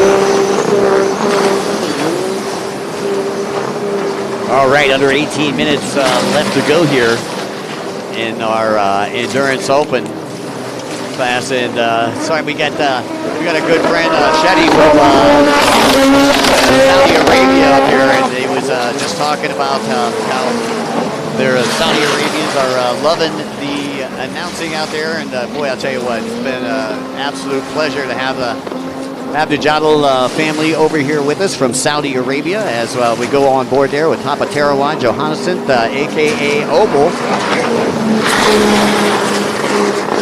And Ryan Spears saying, Christopher Pluggage, the best wishes to you.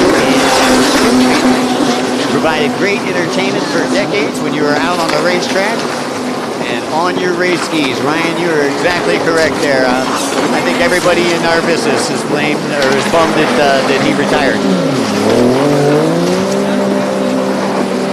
Just over or just under 17 minutes left to go. Sorry, we're visiting with our good friend Sherry from Saudi Arabia and talking about how much he's enjoying being here at the races in Belgium and bringing his riders over here. It's a pleasure to see that. You know, Exactly. This is truly an international race. And look at this. We got Phil Insali into third. He got by Hugo Pastorello. Well, I'll tell you, it was a battle between those factory Kawasaki's, and Phil Insali overtaking that third place position as we are just over the halfway mark. It's taking 35 minutes plus a lap here in our endurance races with the World Grand Prix Series.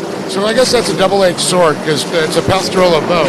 They got by the Pastorello. But at least it's one of their Kawasaki's. And it looks like they're going to split a lapper right here. Ooh. Sali going to the inside, and Pastorello, it looks like he is going to the outside. So again, the Kawasaki's going Pastorello. Yeah, Pastorello once again challenging Sali. Oh, Sali's got him. Pastorello stuffed that corner just a little bit. And that's Hugo Pastorello into third place.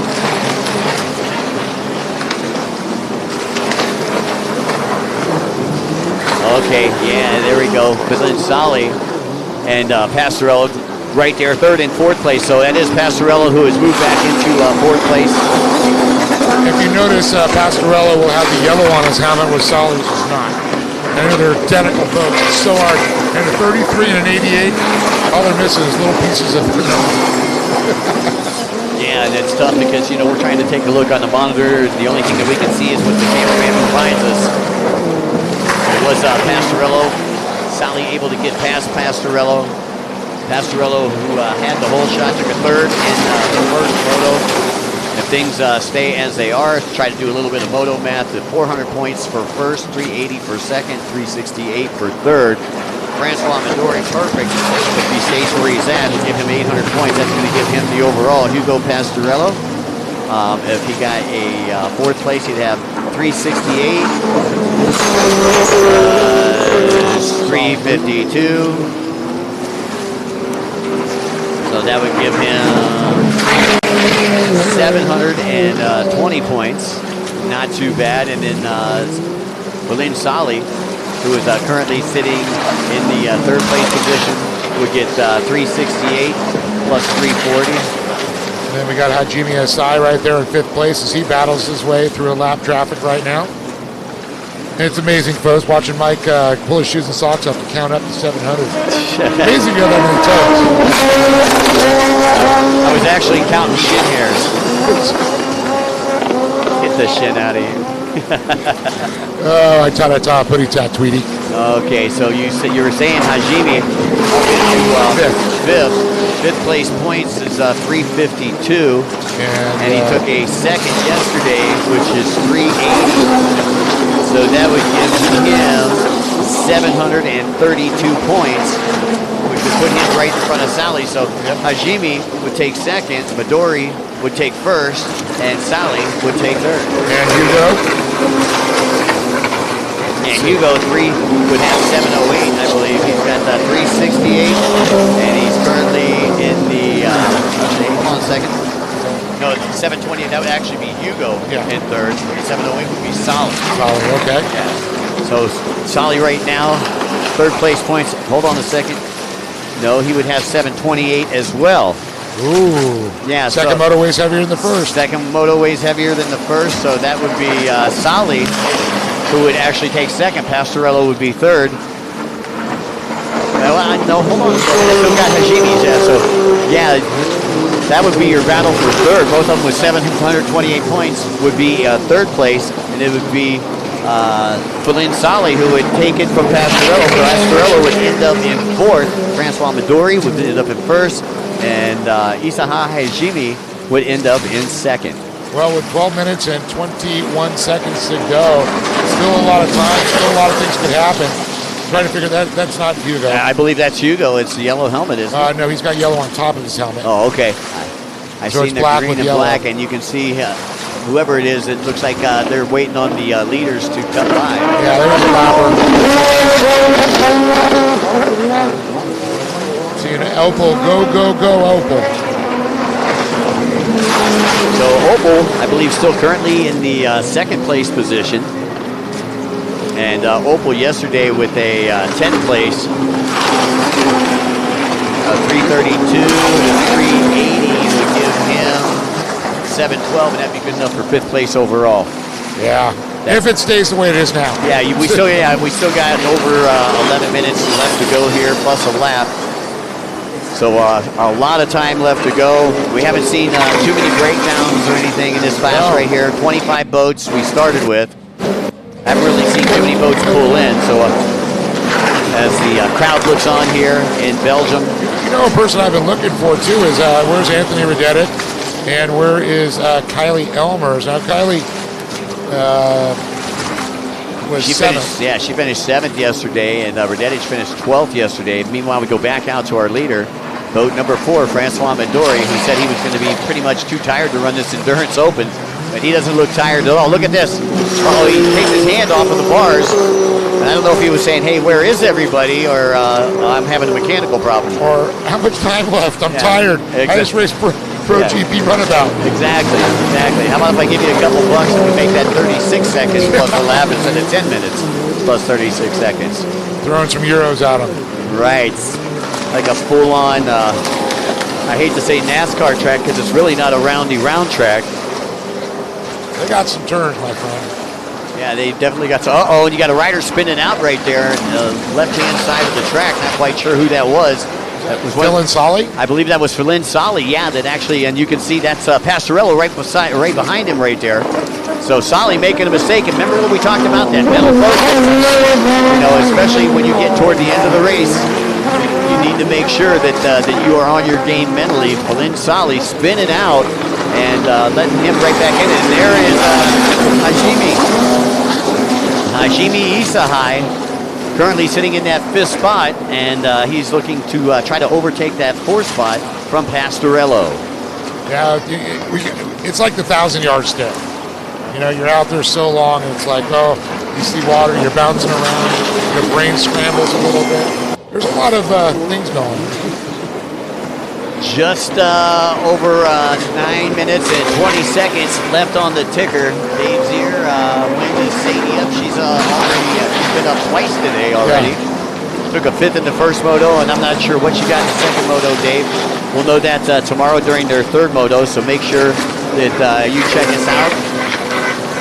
And I'll tell you the 3rd moto for the Pro-Am Women's GP is going to be right around 11:30 tomorrow morning. And that is our time, so you're on East Coast Standard Time. So, yeah, it's going to be probably... Or is he in Havasu or is he in Indiana? I'm not sure. Dave, where are you at? Are you in Havasu or are you in Indiana? It's not like taking a look behind him. You don't want to do that. Here is Pastorello. Where is Hajime?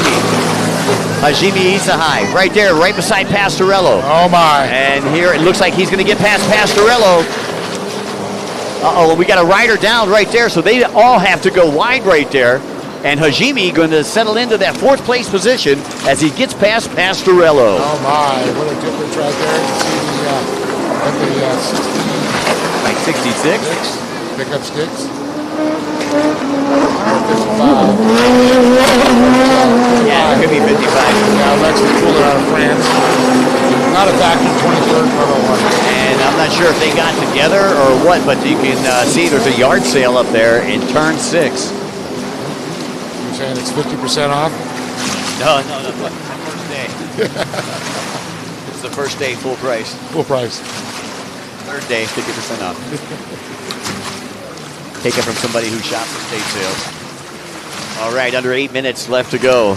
Time is ticking away for everybody's hopes. Francois Midori looking to go 2 for 2. Only 2 motos here in the Endurance Open class. 2 35-minute plus a lap motos. And Midori taking a win yesterday. Hajime Isahai taking a 2nd place, took the win in Osaka City. And if he takes a 2nd here, Midori took 2nd in Osaka, so they would be tied pretty much, essentially, coming into Thailand, and it'll be a showdown in Madia. Oh, I'll tell you, that's going to be an incredible event there, and an incredible competition as several riders.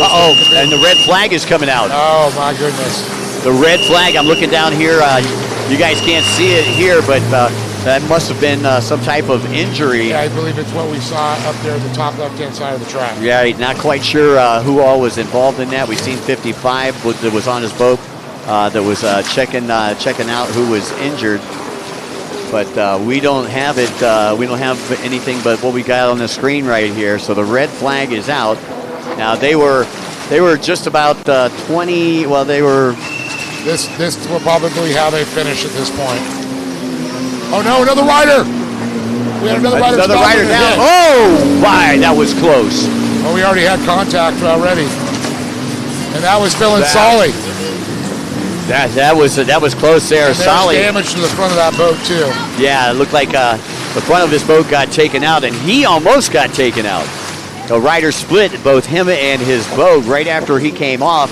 We didn't have it on the screen right here, but I stood up and you can see it as we got like some netting banners in front of us, and I could see that somebody went off the boat. I didn't realize it was Feline Solly. Oh wow! And Hajime, I believe, was right behind Feline Solly, so I don't know if Hajime was involved in that altercation. And again, we apologize to those of you who are looking on. And I mean, the last we had Midori was in front. Phil and Solly okay though. That's a good thing. You see him back on his boat. We'll take a look and see what happened here. He spun out. Right. And there's the contact. And look how he splits him and the boat. Wow. I'll tell you what, great riding there. That was Pastorello. That was Pastorello, yeah. That was unbelievable. Yeah, I knew that he went in between him and the boat. Now, Midori coming over, and this is where, the race director comes into play. I mean, luckily, the race director doesn't have to make every decision for every race and everything, but here, with over 2/3 of the race done. 3/4, 2/3. You had Midori out in front. You had Tapaterawat back there in second, Opal, and then you had in third place was Feline Solly, and in the fourth spot was Hajime Asahai. Pastorello back there in the fifth spot. That's the way they were when the red flag came up. But we'll wait for the official word. Remember, everything's officially unofficial coming out of our mouths. Right, and you can see Midori with the helmet off, trying to make sure everybody's okay. And I think that was Anthony Radetich that possibly went in the water, and that's why they might have popped up that red flag. It does look like Radetich is okay. He's back under his own power. But they did have some good contact. That's why I think they're worried about it. Well, yeah. Well, you had contact at different sides of the track, too. So you got a couple marshals out here. You got two of them tending to one thing, and you got two of them down here tending to another deal with Feline Solly. And so it looks like the Easy Rider pilot right there, Francois Midori, was your leader during red flag. Again, only 8 minutes of the race was left. I believe actually it was under 8 minutes. So we had went like 28 minutes of this race. So more than 2/3 of it over. And Francois Midori, he's just kind of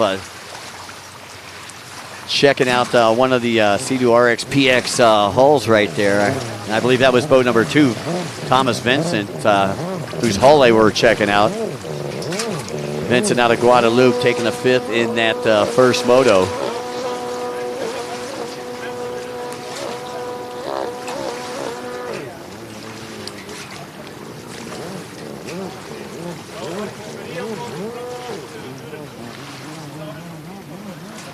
All right, so once again, riders are going to get further instruction. Once we know something up here, we'll let you know something out there, folks.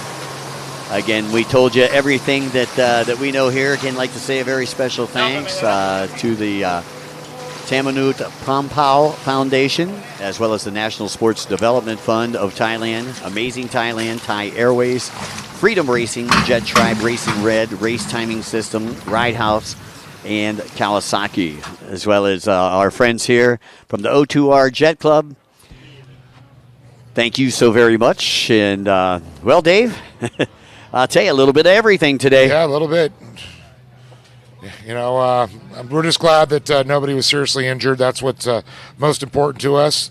The riders understand that, and like you said, 3/4 of the way, that will be the official finishing order. We'll let the staff in the scoring finish it out and figure it out. They'll calculate and tabulate. And that would be pretty much the end of our program today as we look at Francois Midori, the unofficial winner here, and I think they're going to call it as he sweeps the weekend. Well, I'll tell you, a great weekend there for Francois Midori. He's still got tomorrow to go. Got a 2-1 finish in the Pro Runabout GP, and he is the champion. They're going ahead. I believe that they're going to call it. So congratulations, Francois Midori, taking a win here in the Endurance Open, and I believe that's going to put Hajime Isahai second on the podium, and I believe Feline Sali will end up in third, but that is very, very unofficial. We'll let our scorers make that call. Once again, we appreciate everybody for coming in. Special thanks to all of our great sponsors here.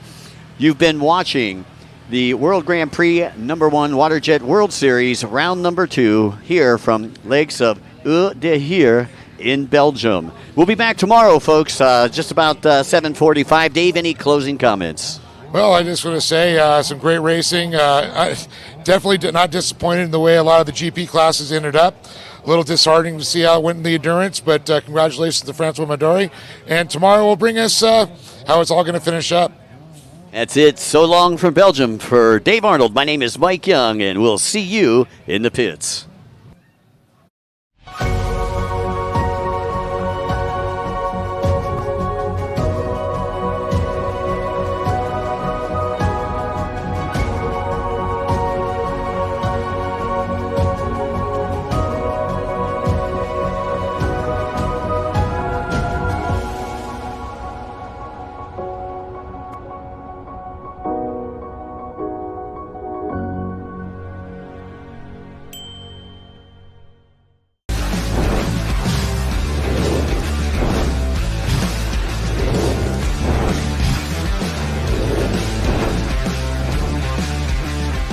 Jet Tribe.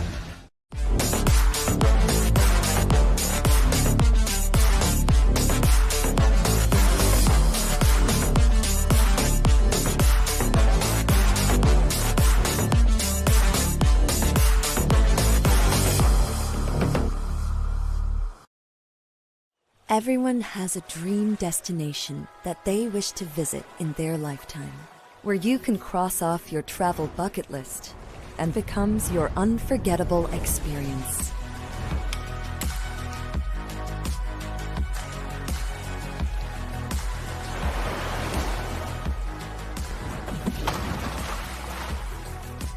Let your never-ending stories in Thailand inspire the world. It's time for Thais to encourage each other.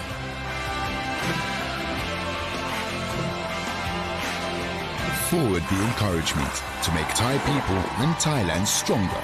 Sports Authority of Thailand.